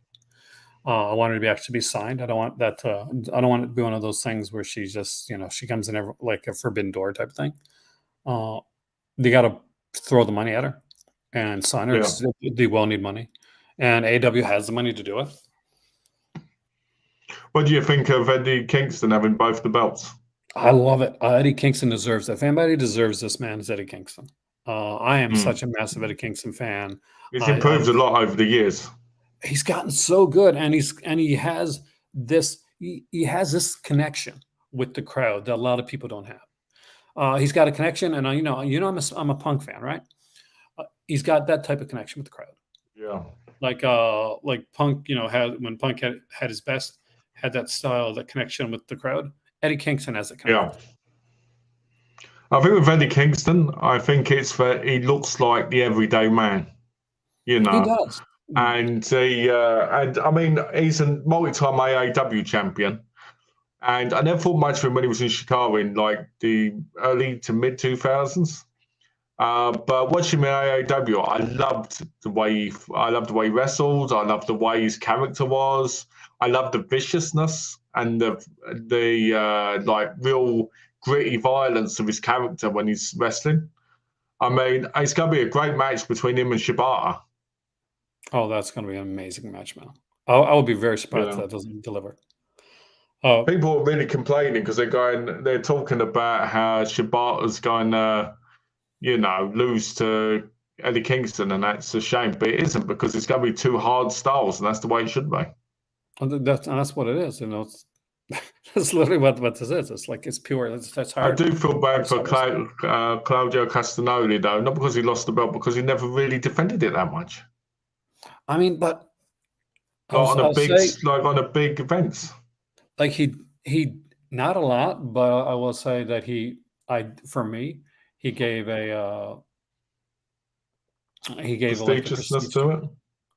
He gave prestige to it, and I think that I can see him with the actual ROH belt down the road. Definitely see him with a run with that, because I think he deserves it. I think that he's a fantastic wrestler. The whole Blackpool Combat Club, great guys. I actually wouldn't at all be surprised if if we want to put Shelton Benjamin somewhere and he still wants to wrestle, Blackpool Combat Club. He's perfect for that. Yeah, because he was tag team champion, Ring of Honor. Yeah, well, I don't think he needs a championship. Like, I don't think Shelton Benjamin. Oh no, I'm saying it was. It was tag team with Charlie Hills in I think 2010, Yeah. 11. Yeah, because like, well, initially remember the Haas brothers, then Russ, unfortunately passed away. Yeah, the Shelton and Haas were a great tag team. What were they called again? What's really sad about Ring of Honor was the Briscoe brothers were basically the stepping stone. They were basically the gatekeepers of the tag team division. And they went against so many great tag teams we've got now, like the Young Bucks. They went against them in like 2010, I think it was, 13-ish. They went against Red Dragon, which was Bobby Fish and Kyle Riley. They went against Future Shock, which was Kyle Riley, Adam Cole in 2010. They went against Shelton Benjamin and Charlie Horse. They went against Kevin Steen and El Generico. They went through all these amazing tag team talents, but became big stars, and it's sad to know that that's never going to happen again because Jay Briscoe died.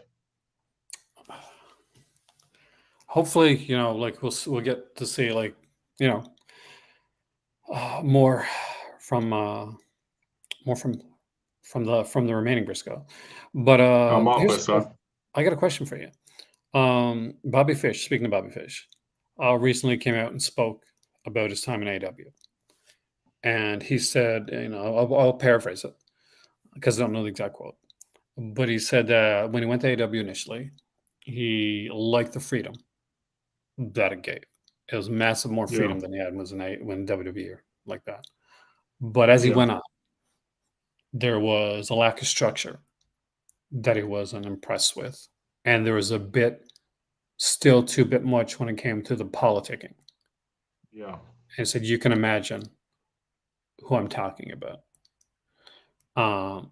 Because, and it was, I think, in relation to talk to him, they talked to him like, what a bit like, Punk's left AEW, as there other things, stuff going. Like, said, well, let me put you this way. I'm not there now. And that was, and he mentioned that. So, do you think that there's still maybe a little bit of lack of structure? I think that Tony Khan, like, leaning on Bryan Danielson is a good decision. Yeah. And I hope that he. I think Bryan Danielson. I think all the wrestlers, like EVPs and that. Even though he's not EVP, I think Bryan Danielson is the type of guy that would stand up for the right thing. He is like, he's doing what Punk wanted to do but couldn't do. Like, because Punk still had the ego that kind of came into it, into play. Punk wanted to be the locker room leader, and he wanted to do this stuff. And I'm a Punk fan, but here's the thing: Punk's his own worst enemy, and and at the end of the day, that wasn't going to work. Bryan Danielson, however, is just naturally he's naturally gifted. He's naturally, and he's a really friendly guy, so people are more receptive to him. He's like Adam Cole, like he's legitimately like a nice guy, but he knows wrestling. Like he can work. He can look at people and he can actually work with their, with their styles and with kind of like book them in a way. Look at a match he had with Shawn Starks. Is it Shawn Starks? Ricky Starks. Ricky Starks. That's it. He really went with that style. I mean, he did fantastic. Well, like he was really hurt. So Starks, like, here's the thing, did most of the heavy lifting, and he said it right in the scrum afterwards. But like you said, if you noticed, I was only using one hand during the entire match, and he said Starks really carried me the entire match. And Starks is a guy that had superstar talent all over him, written all over him. Credit to Punk. Punk saw it and pushed the hell out of him into Collision, like when nobody else was doing it. They gave Starks initially a little bit of a push, and they kind of forgot about him. When Collision was created, he was handpicked to be one of the big stars, and unfortunately, Punk messed up, and that could have really messed up. When Punk messes up, he tends to take other people down with him. Wardlow's a perfect example.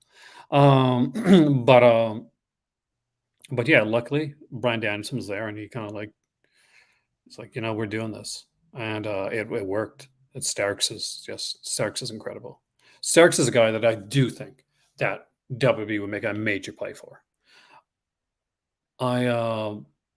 He's a bit, although back in the day, I would have said like maybe they'll think he's too small. Yeah. But he's so good. He's just so talented, and he's got a look. He's so great on the mic. Yeah. But then again, so is freaking Dolph Ziggler, and they let him go. So I don't know anymore.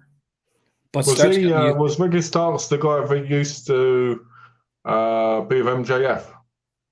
Yeah, he did like, and he kind of did, and he almost seemed like did like kind of a Rock type thing at the beginning. Yeah. So people used to I used to make a joke that he was kind of like the scrawnier Rock. Yeah. But him would be like, this guy's got like Ken's really good when it comes to like she'll see somebody when they're coming in and she'll say, no, that person's going to be a star. That person's got talent. And she'll know, like 9 times out of 10, she's right. The 10th time I'm right. So there we go. Wow. But no, she really does know her stuff. And the insane part is, the first time she initially watched wrestling was with me. Like she never watched wrestling before me, but she kept watching it like way past when I did because I gave up for a bit. But like we watched TNA was the first thing she ever saw. Like not WWE, not NWA, not like ECW. It was TNA, and it was just before Hogan came in. Just before. Yeah. So she got to see AJ Styles and Samoa Joe and all this type of stuff. This really good stuff. And then all of a sudden, it was just like it ended. It's like, okay, the ring. So when Hulk Hogan came on the screen, did she get up and go? She was not a fan of Hogan. She definitely was not a fan of Hogan at all. She's never been. Like I grew up with like that. So, did you Brooke Hogan has nothing with her family right now? Eh? Really? Yeah, she didn't go to his wedding. She said no. I said I want to be in a place that's kind of less toxic. Well, that true love wedding. Oh. Yeah. But yeah. I can't believe this man for the third time.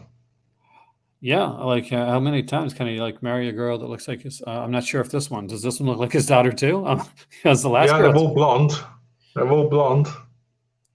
What is with that creepiness, man? It just freaks me out. He's a bit weird, and the fact that she's I think she's 30 years younger than him and a yoga teacher. Well, yoga teacher. I mean, I watched it. I've got to say this. It's complete opposite, but I've got to say because we'll talk about this. I watched a thing on YouTube called Scamfest, right? Okay. And this guy on there, his name was Robert, and he was married. And he'd been talking to a woman who said she was in the Ukraine, right? A supposed woman in Ukraine. And basically, he'd sent her over $45,000, right? Was it Hogan? Was it secretly Hogan? No, I wish it was, right? And he talks to these scamfish people because they do it to help people. And he goes, if she's right, she wants to be with me, I'm leaving my wife. But if not, I'm not, right? So he says, oh, it's all about the physical. If we can be physical, then I can easily leave my wife. Now, when he mentions his wife, she's a hospice carer, right? And a registered nurse, right? You're like, wow, this one must be a really, And he said she comes home and she's too tired for any of that, right? So I've been looking for it with this woman, right? So, yeah. So he's talking about it, and I heard that actually. I think that's true. Yeah, that probably is true.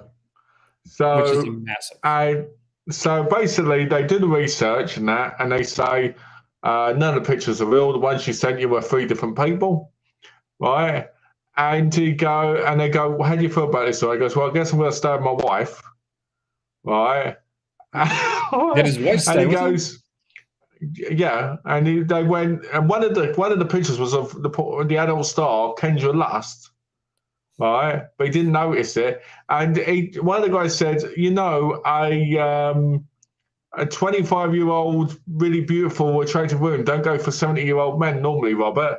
And he goes, there's going to be one out there that that believes in God, and he was kind of brave. He was a Christian man, and he believed in God. And I was like, "What are you going on about?" Anyway, he said, "I think there will be one woman one day that wants to, listen to me witness about all this stuff." And she just sat there going, "What a poor guy." Yeah. W may be leaving Hulu next week. I think it may be going to Peacock the next day. I'm not surprised. I mean, like, we know that Fox has stepped Peacock away lost a from lot of money on SmackDown. WWE, They lost a big chunk of money from WWE. Yeah, I mean, like SmackDown next year is going to USA Network, going back to USA Network. So I think they got a year left on that like Fox contract, and Fox will be glad to get rid of him. Now some people are saying, well, does this mean Fox is going to be taking like another wrestling with Fox go? I don't think Fox is going to touch a wrestling company for a while. No, I don't think so. Like if like the people say, like, does that mean so much money? Impact? Like if you lose this much money on what's considered the biggest wrestling company in the world, I don't think you're going to take any chances on any other wrestling companies. I reckon Fox going to bring back Wrestling Society X. I reckon they bought the rights for it. That was a massive success. That was all 2 seasons. And XWF, put them both on. Oh God! Did you watch that? I used to watch. I think I got like both seasons. Yeah, it wasn't that great. I'm expecting. Can you imagine that? So like, you got like your tabs. Like everybody, like most people have Disney Plus. If you got a streaming service like Disney Plus, usually getting fed up with Disney buying everything. So you got like Disney, Marvel, Star Wars, Hulu or Star, depending on what country you live in. National Geographic. And then WWE. Yeah. It's like, I mean, it is what it is. Like, but Max, like AEW with Max, that'd be big. That's a powerhouse. That's big.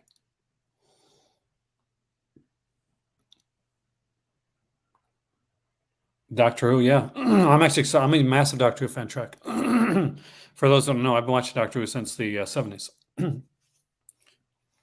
And I'm excited. The Celestial Time Maker is coming back. So Neil Patrick Harris is going to be playing the role that Michael Goff originated. It looks good. Did you see the new trailer? It looks so cool, man. And they always shoot a gap at the end, And I'm like, I love it. I love, Donna said to me that she thought David Tennant was looking old. I said, they've made him that way on purpose.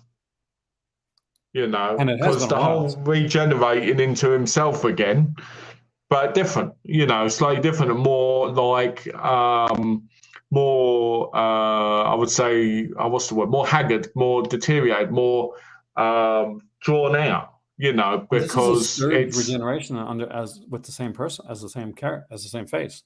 Because initially his hand, remember, he regenerated from his hand into the Doctor, and when that's in the alternate dimension with Rose. Yeah, and this is his third time regenerating as David Tennant, and but a different Doctor. People have to remember that even though he has David Tennant's face, this is not the same. It's not like it's become David Tennant again.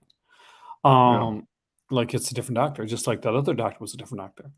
So there could be different quirks and different that's what I mean. It's like they know, but they don't know. It's kind of like it's a weird. Do you know what I mean? Like it's gonna be interesting. I mean, and it opens up the door for if anybody else wants to come back down the road and wants to do like a short stint. I'll be honest. I'm really hyped for these 3 episodes. The episodes look really, really big budget. They've done a really good job with it. The thing with me is I'm very excited about it, but at the end of every one of these trailers, they show a little snippet of Ncuti Gatwa, and he looks so good as the Doctor. Like he's got the suit on, and he's just got this like. I love the end of this trailer where he just opens his eyes like. Yeah, and he has this super commanding presence. All right. Hey there, Swift. Welcome, man. Hey, Swift. Well, no, not for Jade Cargill. Like, I understand, like, those releases were going to happen and we're done, like, out of the gate already. Like, Jade Cargill would be wasn't the reason. Those decisions were made long before they even spoke to Jade. Those were made. That was part of the merger. Those people were going to go. I'm telling you, last name's got to be Jade McMahon by the end of the year. Trust me, they already have like a lot of they got a lot of money. Like they didn't have to let all those people go. Like, to be truly honest with you, they didn't have to let all those people They didn't go because of the UFC merger. They're restructuring. They're restructuring like the way they're doing things and the wrestlers that they're using. Riddle did it to him. The fact that Riddle was not gone years ago blows my mind. It's amazing. Like, the first scandal with Riddle, like, I would have been like cutting ties right there. The fact that like Riddle was on a national stage, and I'm like, Bundling himself, yeah, and I'm like, because it's, for me, it was the same thing with Joey Ryan, right? Like, yeah, like they're smart. Okay, we're cutting Joey Ryan out, but Riddle, no. Like, okay, it really, the Joey Ryan thing really annoys me because I really loved the character. I loved his work with Candice LeRae. I loved all of that. And it's so, I just hate that there were all these. It's I just hate that it ended the way it did. It's heartbreaking because there's people like have this much talent and for no freaking better. Like, it doesn't take much. Just be a decent person. Just be a decent freaking person. Don't be a douchebag. Yeah. I'm out. He does need help. He needs serious help, bro. RKO Bro. I love that title. I got to mention this actually. Speaking of that track, the first week, for those that don't know, because I announced it on my Patreon, me and Malcolm here are going to be talking about the Halloween timelines. And from the 1st to the 6th, we're going to go through 6 different timelines of Halloween. And on the 7th day on my Patreon, I'm going to be ranking those timelines. So right here on my main channel, from days 1 to 6, you're going to talk on every one of those timelines. So you may be trying to figure out how there's 6 timelines. There's a way. And I went over it with Malcolm too, which I think was pretty genius. I think it was actually pretty genius. And it was very confusing, but we figured it out in the end. We're starting on the 1st with the zombie weens. Why we're starting with the zombie weens and not going chronologically, that's what Malcolm asked me, because it's its own thing aside from the other ones. Every one of these also Anne wants to get the negative attitude I have for those movies out of the way first. You got to rewatch them. Remember, when you rewatch them, I want you to not watch them thinking about. You have to do what I did. Watch them as real things. Well, I'm going to try and get. Did you watch the director cut of both? Yeah. Okay, so I need to make sure. I got the set, right? I got the big set that came out from Screen. I don't have that set, but I have all the 4Ks tonight except for them. And they're there's a bit more, isn't there, at the minute for the Halloween rights? So it is an Halloween end. So it's Halloween. Let's start all over bloody again. You want to talk about that for a second, actually, since we're here? Sure. So for those that don't know, the Halloween franchise is it's up in the air, in a good way, I think. We see Jade Cargill face no Vince sees. keep Vince away from Jade. Friggin' plow. Vince is old now. he's got that mustache. Yeah, he's not. Jade is not going to take the crap that some girls had to take from Vince. So yeah, she's got. I reckon she'd beat him. Oh, he might like that. Well, Vince. There's the stories with Vince and girls, Vince and Shawn, and all those types, Shawn Michaels and all type of thing. But I think that they're putting it out there. They said, it could be movies, it could be TV. Elijah Wood came out, and he's a massive horror fan, and he said, "Why don't you do what Deborah Hill and John Carpenter wanted to do? Why don't you make an anthology?" Well, that's a good idea. Yeah, and I'm like, I'm good with that. Like so a lot of people are saying, "No, but Halloween is Michael Myers." It's not Halloween if it's not Michael Myers. Well, we've seen a lot of Michael Myers. That doesn't mean we can't revisit Michael Myers. So it's an anthology series. We can, but we're not reliant on Michael Myers. You don't, because here's the thing: when you got a franchise and you're getting 7 or 8, 9, 10 movies in, right? Like only so much, like only so many ways, that goes before. If we get a bit bored of it a little bit.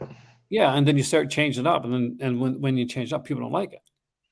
I think they should make an animated Michael Myers series, right? That is like going from when he was a kid, right? And like the Young Sheldon series, right? Make it a bit of comedy, and then the final series when he gets older, make him, hurt people and kill people. I think that'd be fun. In animation. Agreed. I actually know somebody that wrote a script about like on a Dr. Chalice style, like a follow up. I haven't seen Halloween 3, but I agree on the actor. How bad is that? I've not seen Halloween 3 ever. You haven't seen Halloween 3 ever? Not ever. Melvin were plans for an anime edition of the original. How amazing would that have been if they'd have put that in anime? Oh, I'd have loved that. Anyone knows me knows I love my anime and my manga and all that. Oh, yeah, Michael Myers. As long as it's not hentai. Oh, that'd be great. Do you know, I've watched hentai with him and Jason Voorhees getting it on. Is that a real thing? And in it, Spookball comes up where Jason Voorhees goes, "Michael, will you be my new mummy?" For anthology TV show, bring in Elvira, Joe Bob, and Darcy for roles.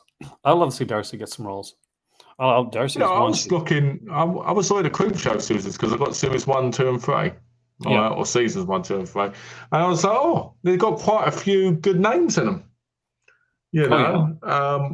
So I'm looking forward to watching them. But have you watched them yet at all? Okay, there's only one thing that I consider negative with Creepshow is that they had the chance to do kind of Tales like the Crypt style, where the creep would kind of like narrate, like on the opening type thing, but he doesn't. He doesn't say anything. He laughs, and there'll be sometimes like cartoon like speech bubbles type thing. And like, it's like that part's really lame. But the stories are usually pretty good. That looks a bit cheap. Wasn't big on the Christmas episode, but because the animation was crap, but the rest of it was pretty good.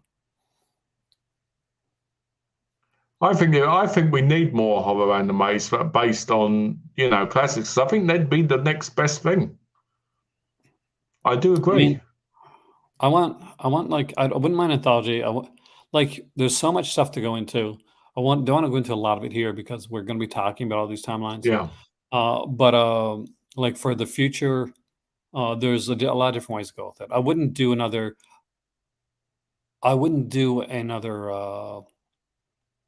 Laurie Strode. I wouldn't go that way again. I mean, I heard that like Danielle Harris wanted to do like kind of come back, do a kind of a continuation, but apparently there's a bit of heat between her and Akkad. So, which is a shame because of the whole like thing with like Jamie Lee Curtis, and like Jamie Lee Curtis kind of not knowing who she was during the whole red carpet thing. It's because Daniel Harris and like Scarlett Taylor Compton have like have a podcast that they do together. Yeah.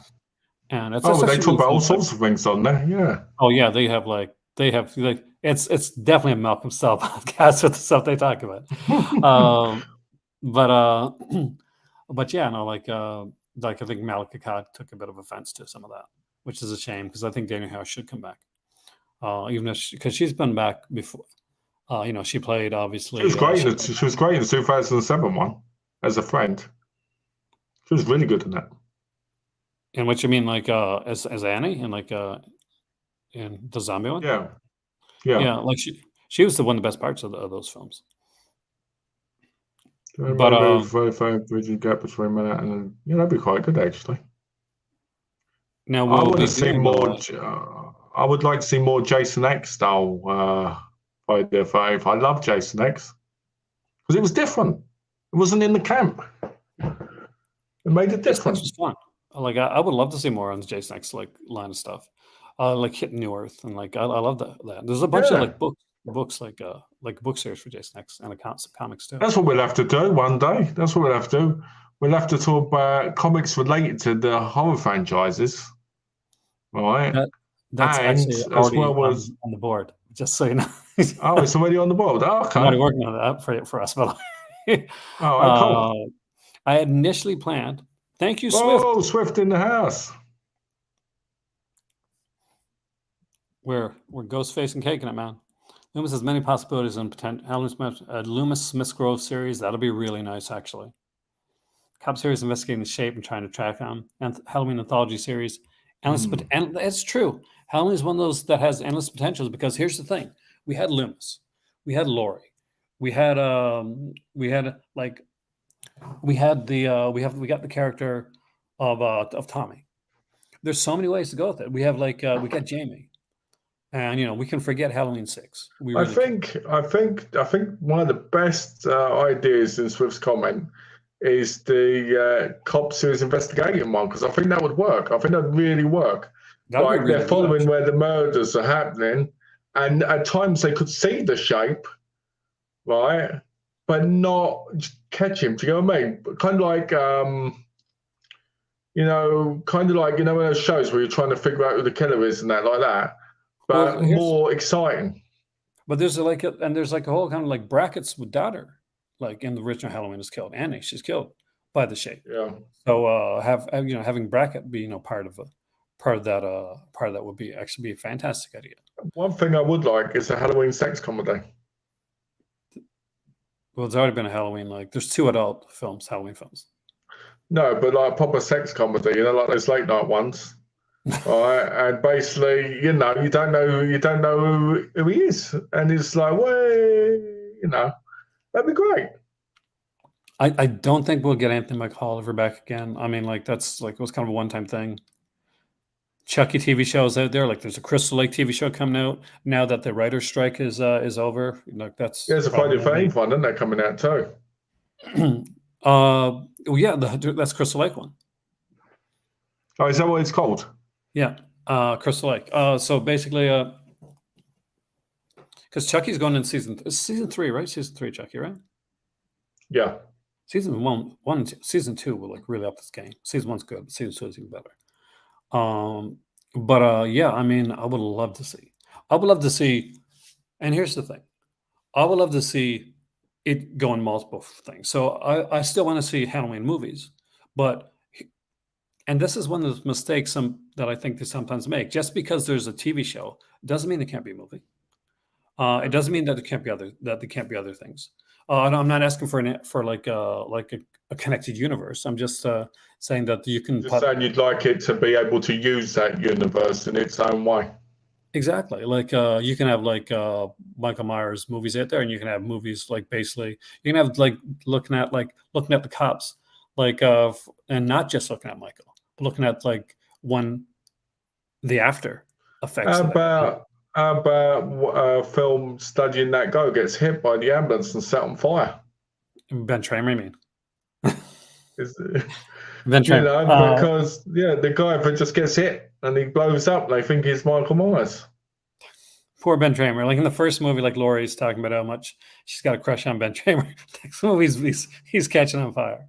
Laurie can't catch a break, man. And then she sees another guy. She kind of starts crushing on him. He slips down in blood, hits his head, gets a concussion. I love the bit where he's in the car with her. He's like, Bleh. Yeah, he's not dead. There's actually a deleted scene at the ending where he's shown to be alive. Where he's in the ambulance with her, isn't he? Yeah. But it's unfortunately cut out because and that extra scene where Freddie comes up, I'm your boyfriend now. No, but we gotta go.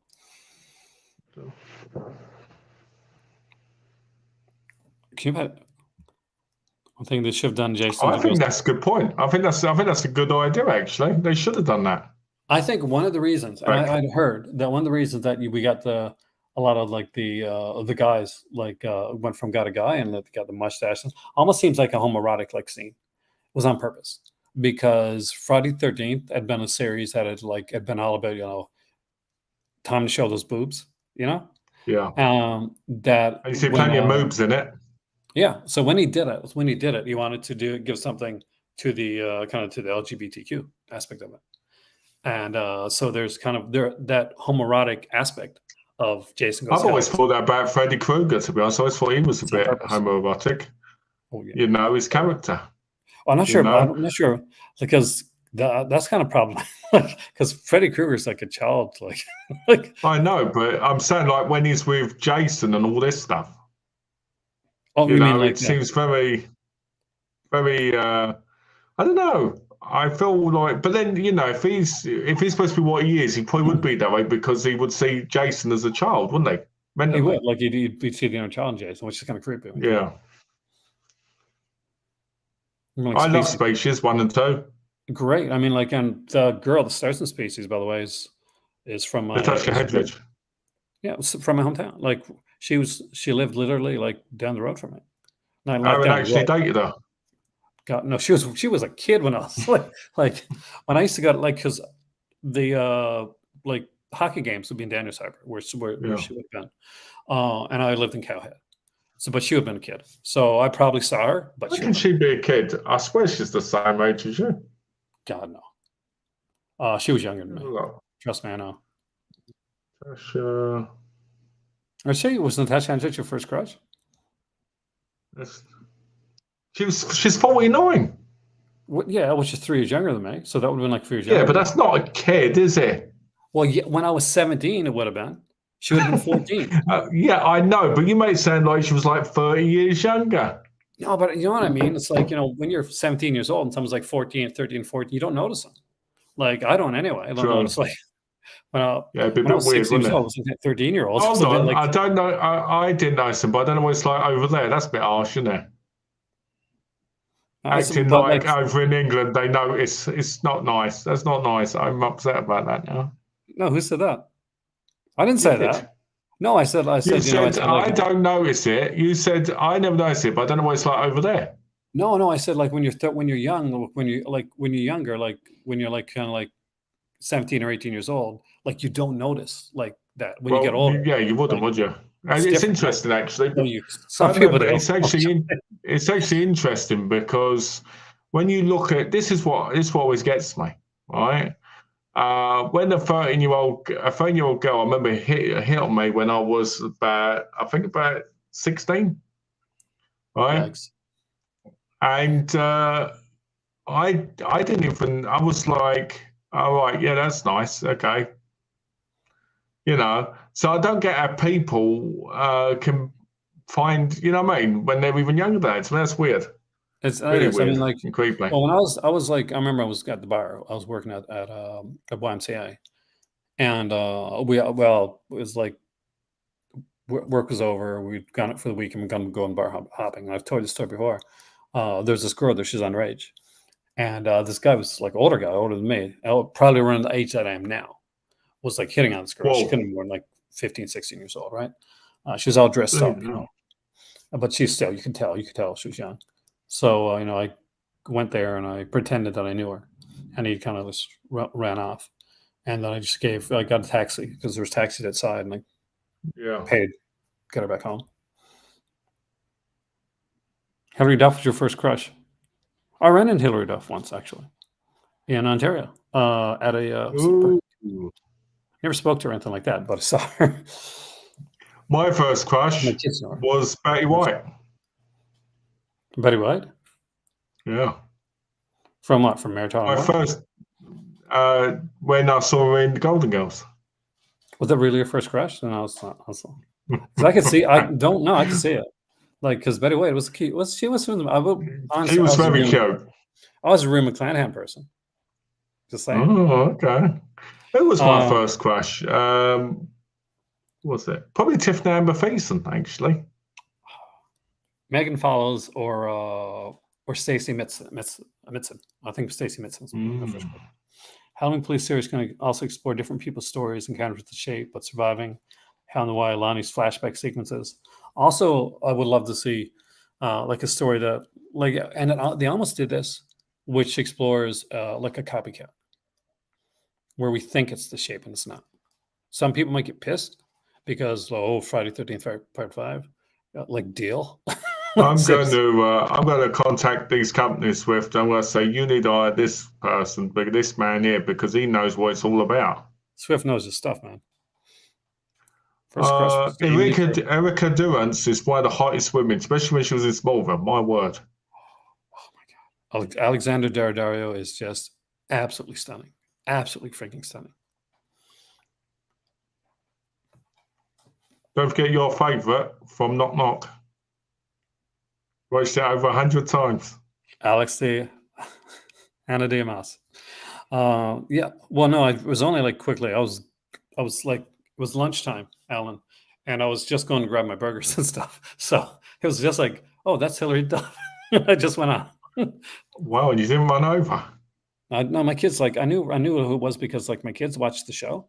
But like I wasn't like back then I was just, I was hungry. I was hungry and everybody needed their burgers, so I had to get back to work. Yeah, and Hillary Duff wouldn't have been as important at that point compared to the kids being important. Being it was important. Oh, she would have been like, I guess she would have been important to, like, if you were like a big fan or something like that, or like. That's what I mean. If you had your kids with you, it would have been really important. But then I would have went over and like seen if she would have got their autograph or something. Like that.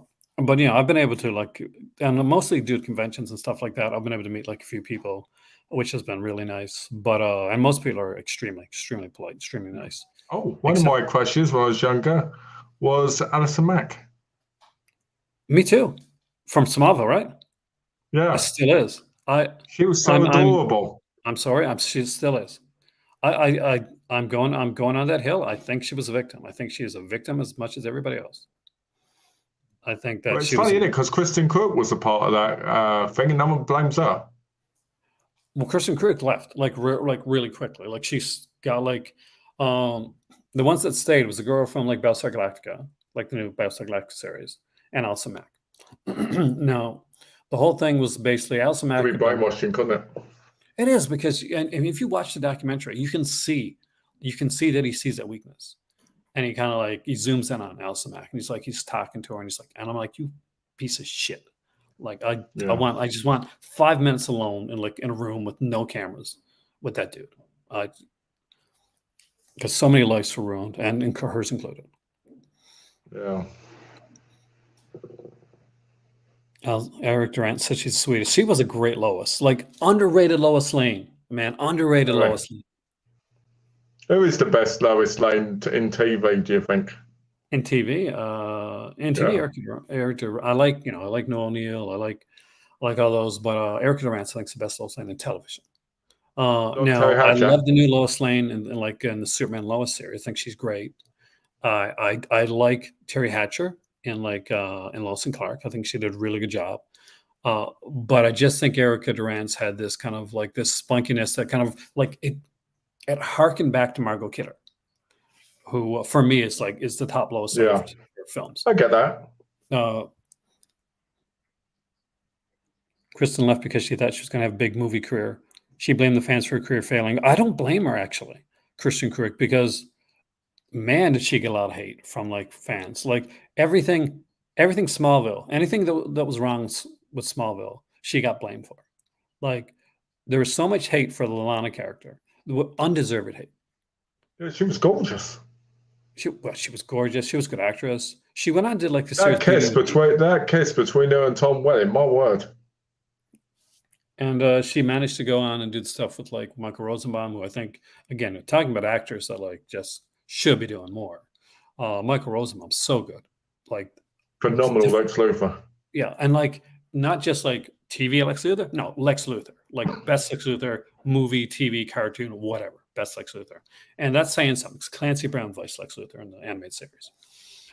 But Kevin Spacey played Lex Luthor in Superman Returns. Let's forget that. He didn't do I don't think he did that great a job, actually. I really didn't. Yeah. Superman Returns, Brandon Routh was really Gene Hackman was good, but it just didn't seem. I don't know. It was its day. It was there for its day. Jesse Eisenberg, probably one of the best Lex Luthors of all time. Yeah, it's like what a quirky run on that. Rosenbaum's awesome. Had they not cast Liam Neeson for Naked Gun remake, Michael Rosenbaum would have been perfect. There you go. Wait a minute, Liam Neeson's in a Naked Gun remake? Yeah, didn't you know about that? No, I did not know. Recently cast him, yeah. Yeah. And Michael Rosenbaum's I can't imagine that working. What, Liam Neeson? I can't actually. No, the Naked Gun remake. Because here's the thing. Liam Neeson's a good choice because, you know, like initially Leslie Nielsen, he was known mostly for straight roles. John Shea was amazing as Lex, actually. John Shea is super underrated as Lex Luthor. As was the second guy. What about John Cryer? Which one? What about John Cryer? John Cryer and Supergirl. He was good. He's really, really good. There's a lot of good Lex Luthors, man. The second guy, Sherman, what was it? Sherman's, I can't remember his last name now, but he played like Lex Luthor in the second, third, and fourth season of Superboy. Because in Superboy, the series, in the first season, like a different person plays Superboy and a different person plays Lex. And because Lex is this like douchey, like kind of preppy type character in the first season. But they find out he's a bad guy and he has to like switch bodies. Sherman Howard, thank you so much. He was a blight on Batman Beyond. He was great as Lex Luthor. Kevin Spacey was found innocent recently.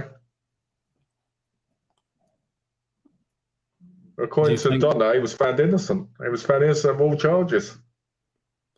Do you really think? Time will tell, I guess, with Kevin Spacey. He still wasn't good Lex Luthor, though. like it still doesn't change. Like doesn't change his acting. Papadar was a great Lex. I like it. I think I will realize I loved the voice actors of Lex Luthor, Superman, and I loved Kevin Conroy as Batman. Kevin Conroy is the defender of Batman. It's just sad he passed away. And you could tell he looked sicker when he did that like crossover thing, you know, when they did the Crisis on Infinite Earths on CW, because he looked really thin. And he was like, he did such a good job. I remember like I saw him probably first in Dynasty. It was Dynasty, right? Yeah. Because he played the boyfriend of Steven for a bit. Yeah. But his character was in the closet on the show, and he ended up like leaving. Like a lot of people don't realize Kevin Conroy was gay. But and still was the defensive voice of Batman. Tony Dow was Lex's assistant, Lois and Clark. Oh, really? I can't remember. I couldn't remember that actually. I got Lois and Clark over there too. It's been a while since I watched that.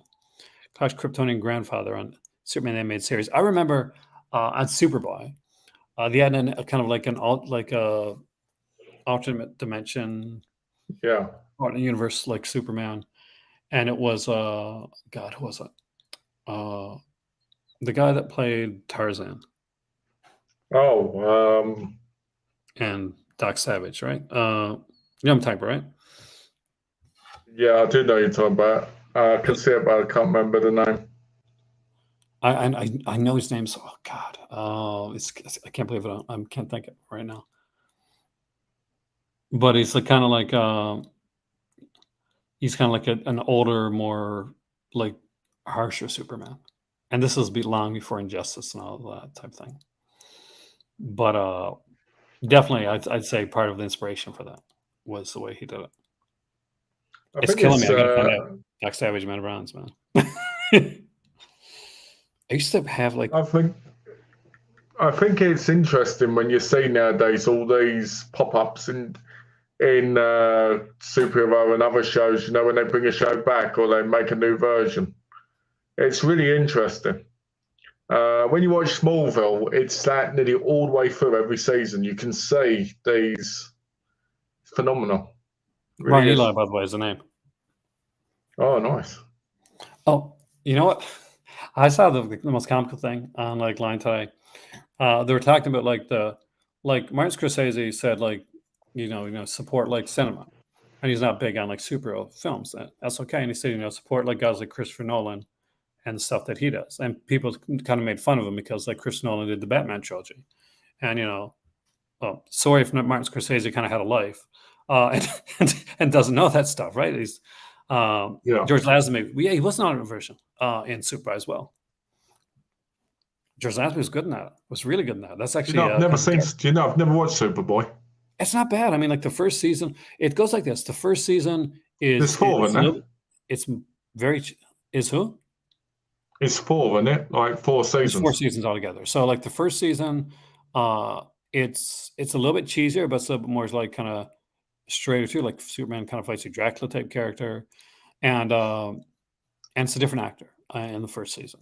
And he had like a drunk driving like thing, and the fart. So they hired Jared Christopher to play in seasons 2, 3, and 4. And Jared Christopher, unlike the first actor, was a massive fan of the comic books. So it became much more comic book centric and much more comic accurate afterwards. So 2, 3, 4 so season 1 is like early season Superman, the original series with George Reeves, where basically there's a bit more kind of I won't say noir, but like crime aspects to it. And 2, 3, and 4 definitely gets into more like mixed pedalic and like Metallo, like some episodes like super cheesy, super low budget, right? But still definitely got some good episodes. Lazenby episode, fantastic stuff. Just really, really good. Jeff Daniels would be amazing for the Naked Gun reboot, actually. I can see him doing that. Lana from Superbad. Yes, Stacey Haddock. So for those that don't know, Stacey Haddock played Lana Lang in Superbad series. Ooh. She's also in a movie, The Luther the Geek. And the reason I actually initially bought she the young girl. She's the one that does all the nude scenes. Yeah. Oh yeah. So so that's her. And she also played, of course. She was April O'Neil in Teenage Mutant Ninja Turtles. What you talking about the visual live action movies? Yep. Well, they changed between like, but she was April O'Neil. She was like in was it the first or the second and third? What about April O'Neil, the animated 80s show one? She'd get it. There was I used to like watching that thing. Oh, have you ever seen that clip from? Have you ever seen that clip from? I think it's Oprah of the Teenage Mutant Ninja Turtles. Which one? There's a clip from Oprah on YouTube with the Teenage Mutant Ninja Turtles where basically she asks how they feel about April O'Neil, and one of them goes, "Oh, I'd like to have interspecies love with her and all this," and then goes on about why do I have to do stuff, but she can't hold her breath and enough and all this, right? And the kids in the audience are like, "Oh, it's so horrified." It's really weird. I can see that. It's such a horrified about it. Yeah, it's such a weird clip. No, I don't think I've ever seen that. It's crazy. I showed Donna it, and she was like, "What the?" I know she played April. What the hell? I'm not finding it here. It's like I'm wrong now. Like, is this another one of these like what's the word again? Mandela effect. Where it's like another universe. Yeah, the Mandela effect. Yeah, exactly. Let's find out if it's another Mandela effect thing. That would be so freaky. Well, imagine if they said that. That would freak me out.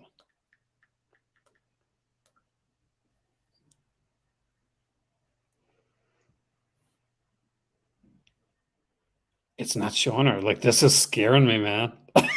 It really is. It's freaking me out. Wow. Uh-oh. It is. This is Mandela effect. Oh, guys. Oh, no. It is. It really is. I swear to God, man. She did. Okay. I now I need to know who was April O'Neil in the Turtles movies. I know one actress because she was on soap opera. Yeah. Not her. Like, she did soap opera too, but like a different one. So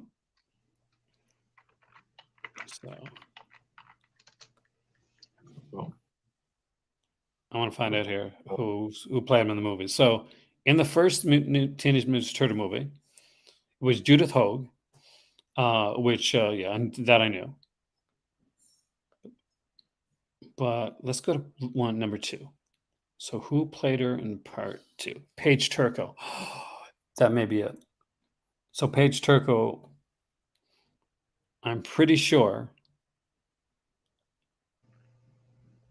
acted on All My Children, which Stacey Haddock did stuff. So that may be it. I may have met.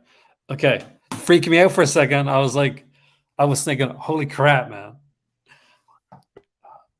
But no, she did like Haddock was on like Deep Space, Deep Sea Quest. She was one of the actors in that, and that I do know. I did look that up.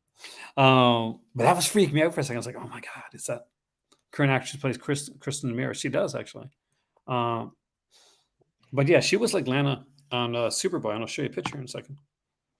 Actually, let me do it from here. Let's see it. Let's see how fit she looks, huh? She is, well, I'm not sure how fit she looks now, but I'll tell you how fit she looked back then. Don't forget to put up the moist meter when you do it. So here we go. And so here is her with the first actor that played Superboy. And here's her with the second actor that played Superboy. Oh, wow. They look similar. Like the first guy right there is John Hames Newton, I think. Yeah, John Hames Newton. And but she was so hot on that show. And the first guy was good. Like he did a good job in the role. The other guy just was more into it. Now her now is like Stacey Haddock. Now she's in like she looks beautiful now.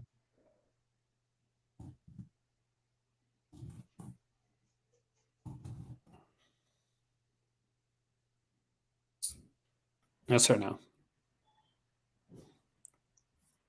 Can you get a better face shot? Hold that for me. Hold it for me. But no, she was good in that.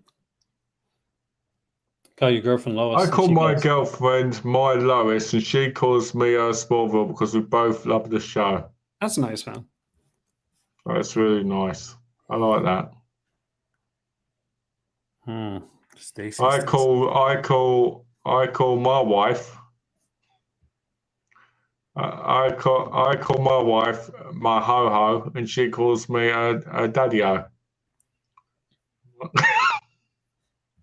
Because we both no, I'm just joking. She don't call me that. I don't know. I just wanted to joke, but I can't take myself seriously. No. That's nice, though. It's very sweet, Drake. That's very sweet. My wife calls me, if I'm honest, she calls me puppy parts. Right. And I call her stinks. For 19 years. That is amazing. That's incredible. Me and my better half have been together now for 14 years. Wow. Me and mine have been together for 12. And it's been it's always good to meet the people. It's always good to be able with the people you're with the longest, you know. Well, the thing is, like, I think we met at the right time, because I don't think she would have really like the sort of person that I was before. No, not that I was like a douche, but I definitely was more. Yeah, I was too young. I was too cocky and too young back then. She would have like. In case people don't know what I was talking about, he used to go partying in leather and dance around with studded hats and. Yeah, there you go. Right. You know, and he used to want people to call him the Pearly Queen, but now, you know, he's in married life. He's happy. You know, he's found himself. I've always been a geek. It's just I was a different type of geek before. But no, I think we met I think you meet the people that you meet at the right time. And if you're lucky, it's someone. If you're meant to be, then I think so. Yeah. Yeah, because it's like the thing is like anybody can have a good relationship like for for like 6 months. because it's like your honeymoon period, right? But it's when you have that relationship, and Track knows exactly what this is, where basically you've been together for years, and so it doesn't have to be when it's always exciting. It's gonna be when it's just like different things excite you. You could be just watching a show together. You could be like reading a book. You're doing just like playing a game.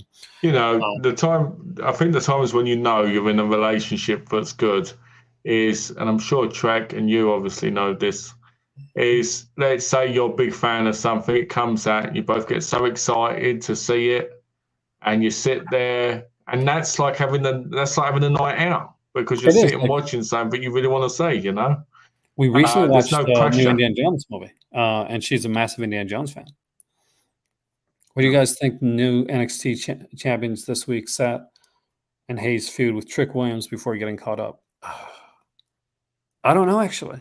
I'm a bit behind on NXT. So that's the truth, like the true aspect of it. And NXT is one WWE show that I think I would enjoy watching now. Yeah, I don't know either, to be honest. But, I watched it recently.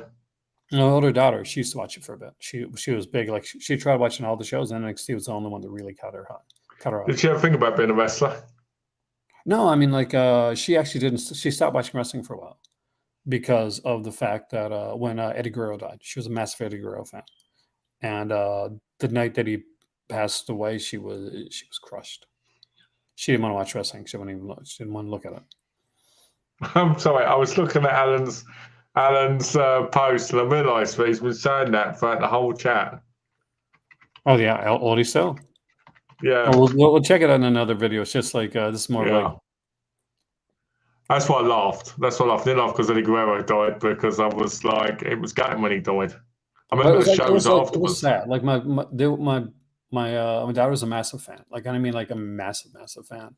And we used to have this. We had no computer, and we had like the old the Extreme Warfare, wrestling game.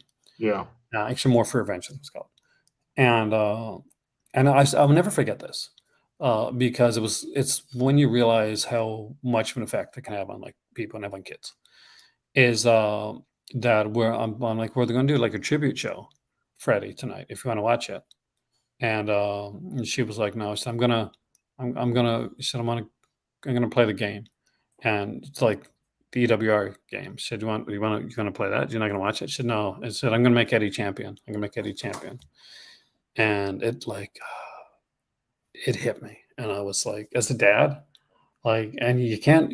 What do you can say, but what do you do? You can't fix something like that. Like, it was the time like I could see like she was hurting, and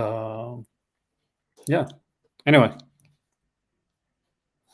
It was one. I mean, like Rick Rude hit me hard when I was at all, obviously, but Rick Rude hit me hard when he passed, and because I was a big fan of Rick Rude. Eddie Guerrero, I think the one that shocked me most is the one that shocked everybody most is what happened with Chris Benoit. Yeah. Because no, I don't think. Oh. Cat's going around there. I don't think you could see that. You could actually. That's not. No, I don't think there's anyone in the world you can see that coming. Like you can say, okay, somebody get steroids or somebody like whatever, but one of my favorite steroids did kill him technically because that and the CT was what caused it. Well, yeah, I mean like that, and like here's a guy that's frigging finishing move included him like that big headbutt off the top rope, and like. Concussion after concussion after concussion. The worst part for me is that he took his son. Yeah. Well, that's the thing. His son and his wife. Like, no, they had issues. I know they had issues and stuff like that, and it was done over a weekend. That's like me too. Like Benoit was one of those wrestlers that you had a lot of respect for, and it was always one of those guys that you'd always heard the stories about. Like he was a family man. Like it was always like when you ever like. Benoit was the ultimate family man. He was a family man wrestler. He was a guy that cared more about his family and his kids, and wrestling was kind of like was his passion, and he was doing wrestling and for his family. And to see like what happened, it was you couldn't. Heartbreaking. It was. And remember, it's not driven by fear; it's driven by anger. Mm-hmm.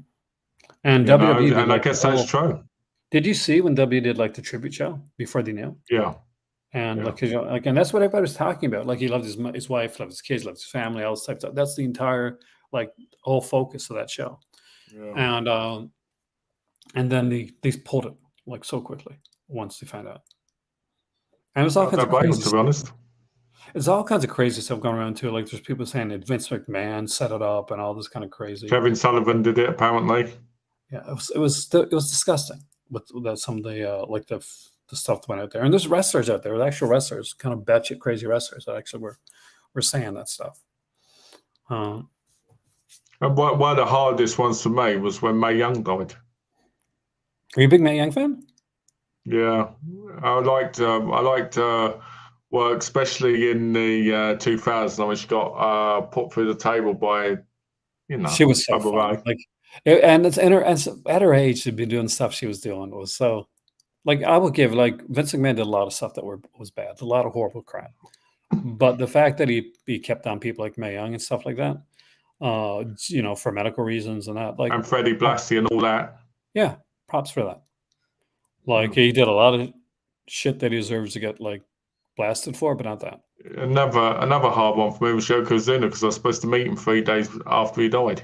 Are you serious? Really? Yeah, we bought tickets, and he died in Liverpool, I think it was. And I was supposed to meet him like 2 or 3 days before, like after. I mean, what actor like probably hit you hardest, do you think?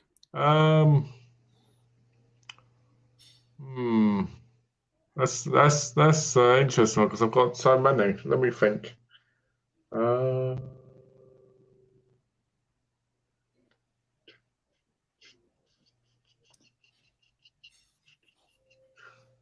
Humphrey Bogart. Well, yeah, because I watched the movie. Christopher Reeves hit you hard. For sure, because here's some guy that was literally Superman. Like, the embodiment of Superman is Christopher Reeve. Yeah. Like, really was embodied. Like, because everybody says he was the ultimate, weren't they? Because the way he looked. He looked like Superman when challenges and adversity came his way, and serious challenges and adversity, he became Superman. Like, even more so when he hit that wheelchair. I'd say one, but it made a liar. You know, the singer who was in Queen of the Damned and Romeo Must Die. She was so young. Like, that hit me.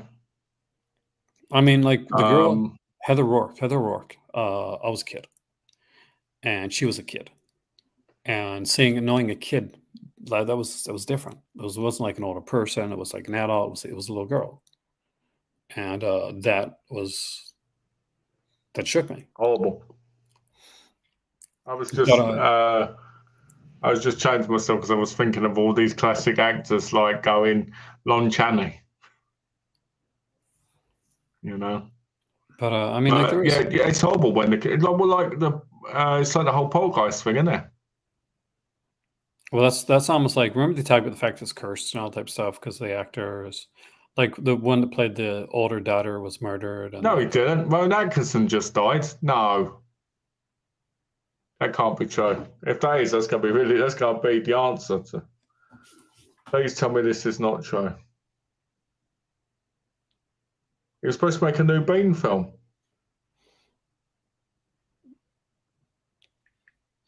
Rowan Atkinson.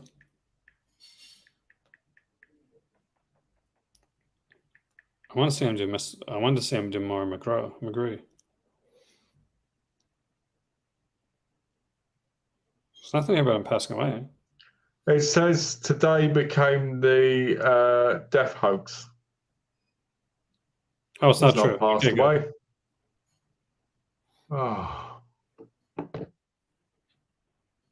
I hate when that happens. Because it is so disgusting. There's been rumours. That Ducky died. Well, he did actually die. Then McCallum has actually passed. Track. He did, yeah. Like, it's all over the nose. Sadly, yeah. Dave McCallum is unfortunately known. Oh, Alan said made you look. Oh, Not sure.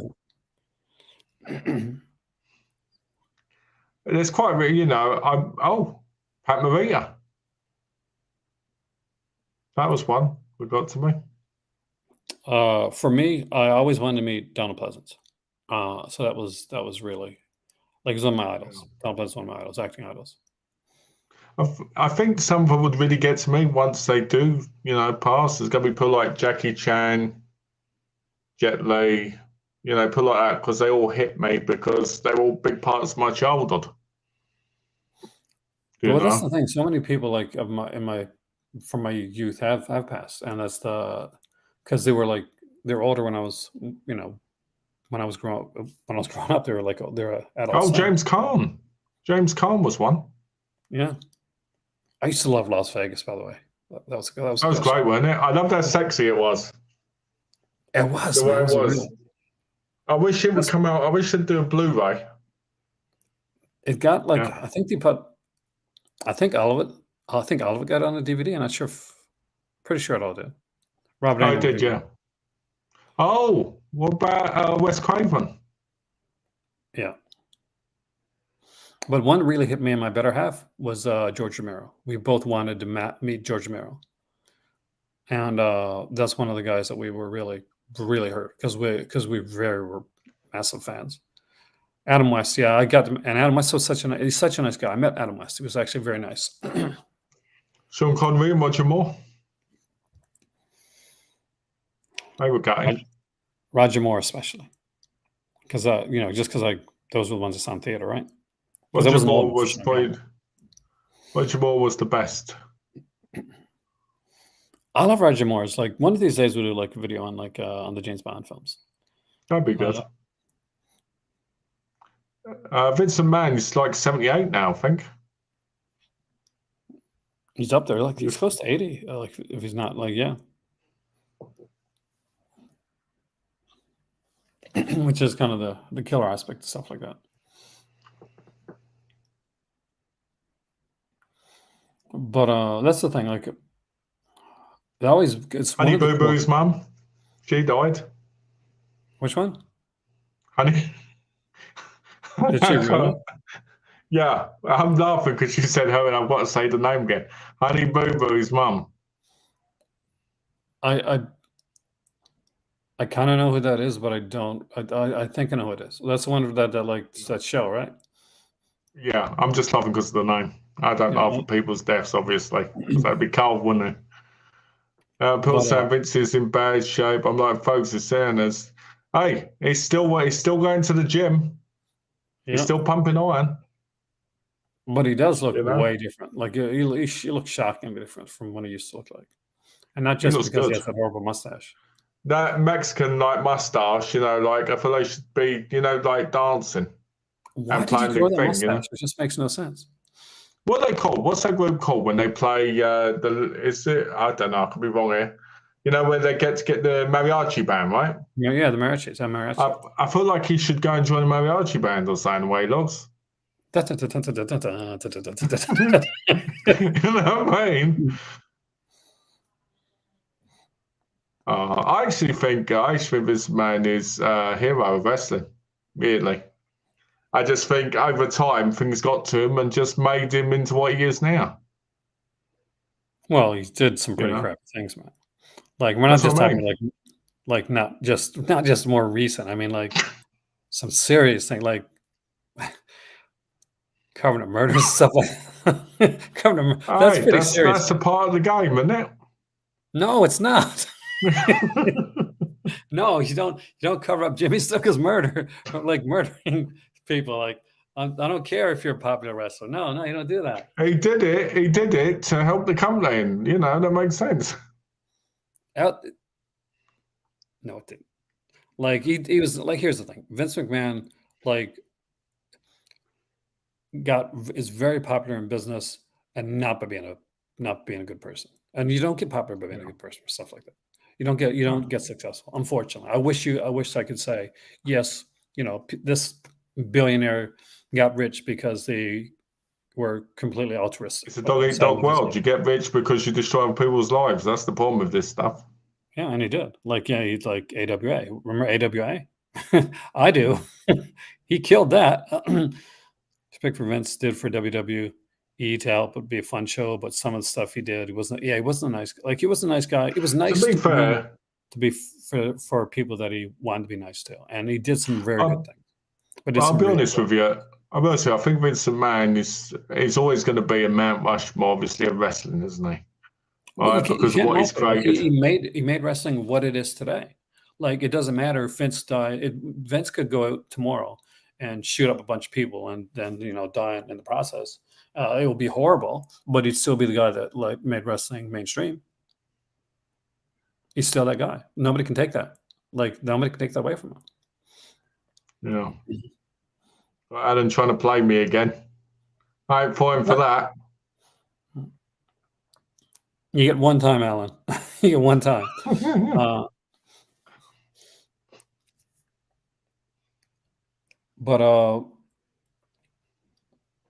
there were so many, like, I can't believe we got on this topic. Such a crazy topic. We went from like wrestling. Well, I think we did. I'm going to say this right now. I like wrestling doesn't get like the views and stuff, the numbers that like our other shows get. Like we knew that going in. Yeah. But this was something we felt passionate about talking about. I think we did good. I think we did a really good job. I think I'm very proud of the wrestling portion of this program. And then like how we kind of like took off from there. We got to talk about like we got to talk about Halloween, which we're going to be talking about, by the way. 1st to the 7th, guys. 6 days on the regular channel. I'm going to be talking about. Malcolm's going to be here. We're going to be talking about the Halloween timelines. We're going to talk about debating. Trust me, it's going to be some pretty heated debates, I think, for this, which is going to be a lot of fun. And then on the 7th day, we don't resteth. On the 7th day, we go and we do our ranking, and that's over on Patreon. So definitely Johnson. If you thought the CM Punk debate and the Dawson's Creek debate, well, what do you call it? You ain't seen anything yet. Yes, we're gonna get down and serious with these. I'm gonna be grabbing hold of the camera, find it across the room, and I think you get a chair, and all of a sudden you're like, oh my god, he's got what's he doing? And Malcolm's got a family. That's son of a I went through it all the time. Halloween timelines, and got about 6 or 7, including comic books. Well, we're gonna be talking about the movie timelines. So there's 6 timelines in total. See if you figure that one out. And it's gonna be a lot of fun. We're gonna be talking every day is a different timeline. We're starting off with the Rob Zombie timeline. Malcolm cannot wait to dive into those. We are going with the director's cuts for the Rob Zombie films. Not that I know the theatrical cuts were the ones that came in theater, but the director's cuts were Zombie's vision. So that's got like good or bad. That's normally what you go with. When it comes to part 6, we'll make a decision there. But we'll do the Rob Zombie ones first, and then we'll go like probably chronologically after that. They're pre-taped as well, aren't they? They're all going to be pre-taped. So I'm going to be pre-taped. I'm not sure if the rankings are going to be pre-taped or not. We'll see on that one. I think the ranking one should be live. I do. That might actually be because we can really then we can get heated on like rankings. So guys, but you want to see the ranking one? That's over in the Crimson Cult. Like that's patreon.com/The Live Movie Club. And that not only that, but tomorrow, me and Malcolm and my dad are filming a Halloween horror challenge. Actually, maybe a couple of them that are going to be coming up every Sunday on Patreon. And there's already been one there which had a bit of some technical issues. So what I did for this one is and Malcolm knows this, I spent the entire day working on it. And I've been like putting things together, like you saw, like videos and stuff like that here tonight for this one. I've been editing videos and stuff together for the challenges. So you guys don't have to worry about like whether I got it up there or it's coming up on the screen. Everything can be seen, everything can be shot. But I recommend get a piece of paper for the challenge. I've got to say this: if you haven't seen Glenn at the minute and you've never seen him, you need to. He's got opinions, and often you guys often these guys team up on me. Just so you guys, in case you know, these guys team up on me, and I gotta as the underdog, I gotta fight my way out. Yep. Yeah, he did die, Alan. I know he died. I was just teasing you. He passed away, sadly. He was the best voice of the trailers. Was the one that If you the ask creepy me. voices? Yeah, he was the one that used to be on all the 80s trailers. Oh yeah. Yeah. No, he goes, you get a, what was it? Like, you get a fur coat absolutely free and all that. But he had that voice, but was on like every trailer. There were certain ones that used to creep me out. Remember the guy? There's a guy. I'm not sure if it's him or not. But there's used to do a lot of these kind of like these TV, these horror movie trailers, and it was always like, tonight on NB. It was so freaky because just as I'm saying that, let me check something right back. I'll be right back. My vote Jace the Jace next one because it has bodies by Drowning Pool and Peter Cullen did the narration for the trailer. So we're talking Such a great trailer. We're talking horror. I'm talking about I'm about to talk about like one of the Halloween trailers that creeped me out when I was a kid. And meanwhile, Goose, right? the cats is playing with the door over there. So I'm seeing the door, and it normally doesn't move, and the door's like kind of just moving back and forth, like what the hell is going on? Like it's kind of creeped me out. So I go over there, and like Goose is there, like, and he looks over at me like I'm guilty. Like Goose, she almost gave me a heart attack there. That's when you find out it wasn't the cat, like in the horror movie, and he's behind you. This is literally the cat scare. Like when people say, "Oh, those cat jump scares," how unrealistic! That never really happens. Just did, guys. Just happened. It's because cats are the unaccounted for partners in crime that help people. I feel bad for the cats. Like it's like in Halloween, like in Friday 13th Part 2. Like that cat literally had to be thrown. Because it just kind of comes at like Adrian King's character. I love that where it's like what cat comes like that? Like no cat. Yeah, it was great. It was great. First 4 Jason trailers. It's sad though. It's sad when you think about. I mean, they got that other trailer going there, haven't they? But they had, I think, on what's it called? Was it on Smosh? I get confused sometimes, but they're going there. But everybody said it sounded great, but nothing beats the original. You know what they should get? Oh, Bobcat Goldthwait. Perfect voice for that. Yeah, definitely. Like a horror trailer. I think they should get David Sterling.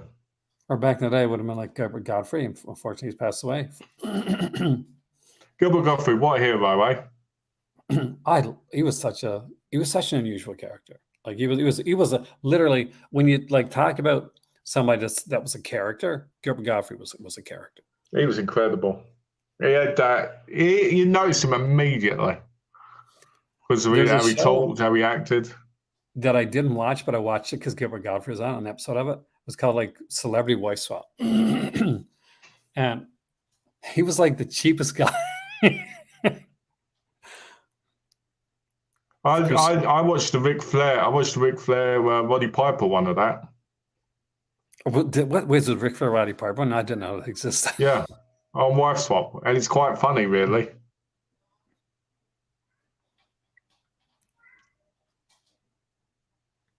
Sad, isn't it? So that's why that was taken out. That's often asked about Trek. So there's when they do the solicitation for Crystal Lake to Manhattan box set, there's often a thing, and it might even be on like the box itself. I'd have to look because I got it here somewhere, where they talk about like Friday 13th in trailers, the movie in trailers, basically.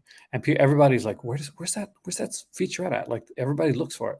Did I miss it? Like I get asked about it all the time. You're the first person that actually gave a reason for not being on there. Wow. Because people are always looking for it. I get asked about it all the time. It's one of my most asked questions when I talk about Friday 13th. Is where's that? Could you find it? Was that because I said, well, it's and I looked on my set and it wasn't there. I couldn't find it there because I actually talked about the box set. But yeah, that is actually cool. See, knowledge is learned. See, this is what happens when you stay late in one of my videos. No, you remember, you learn new things. You learn new stuff. With that being If said, it gets too late, guys, I'll get my wiener out.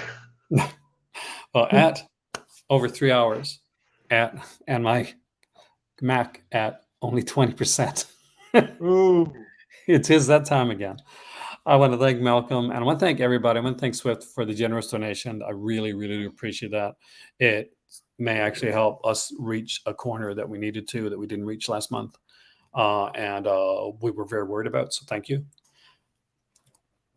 Thank you all for joining us tonight. I had a blast. Be ready for the 1st of October. I have some big plans, and Malcolm knows we got some big plans for next month. Yeah, because we've got to do that, and we've got to do the Vinegar Syndrome live as well. Yep. So on the 1st, we got the Vinegar Syndrome live. We got the Halloween Rob Zombie timeline. And trust me, it's gonna be interesting. You're gonna want to watch that. And we're doing timelines for all 6 days. 7th day, live ranking on Patreon. Don't miss it. Anyway, my name is Aaron. This is Malcolm. And I'm Malcolm. And we'll see you next time right here in the Call to Cinema. Take care, guys.